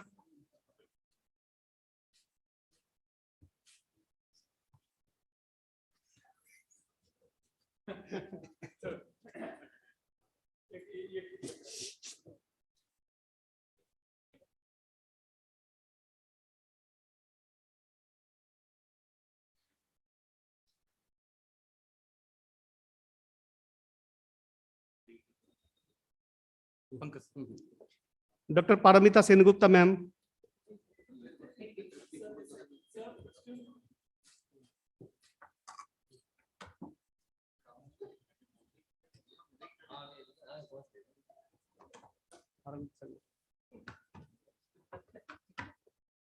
Dr. Rasmi Kundapur, ma'am.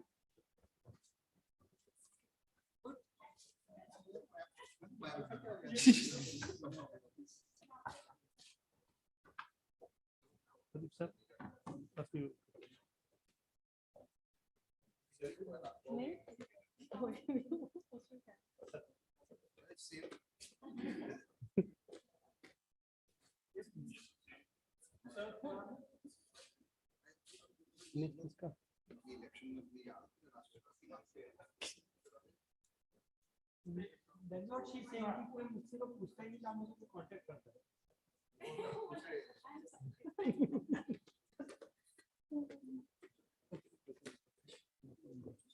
Dr. Om Prakash Bera.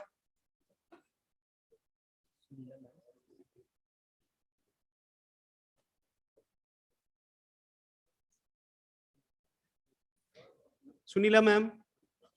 Dr. Sunila Garg ma'am. Ma'am room में है उसमें ना, वो meeting चल रही है, उनकी शायद मीटिंग चल रही है.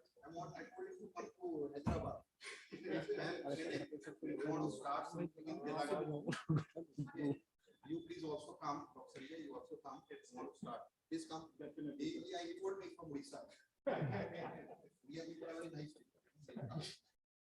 I request especially for the spinal cord of the program, Dr. Sudeep.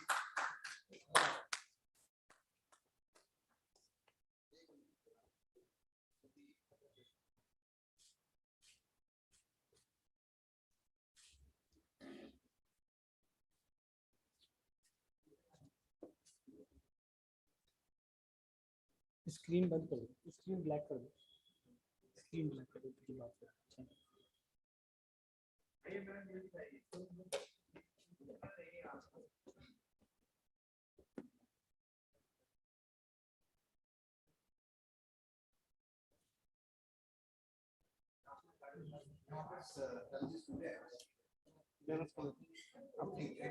Always remain permanent only in your life. One is the name of your parents, solid values in your life. You cannot change.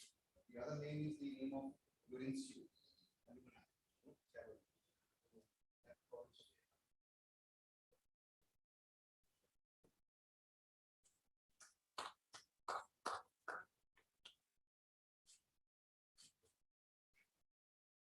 And for the guest of honor, sir, ma'am.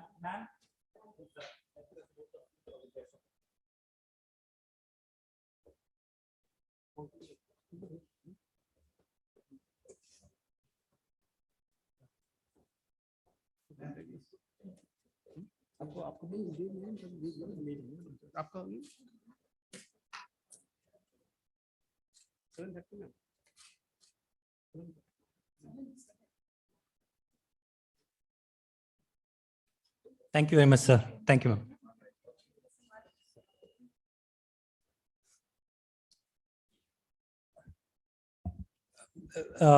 We all invite you for a dinner and pre-dinner celebration at Sir C1/2, huh?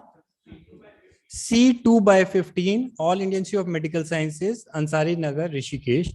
Oh, sorry. I'm most welcome, sir. Most welcome. Most welcome.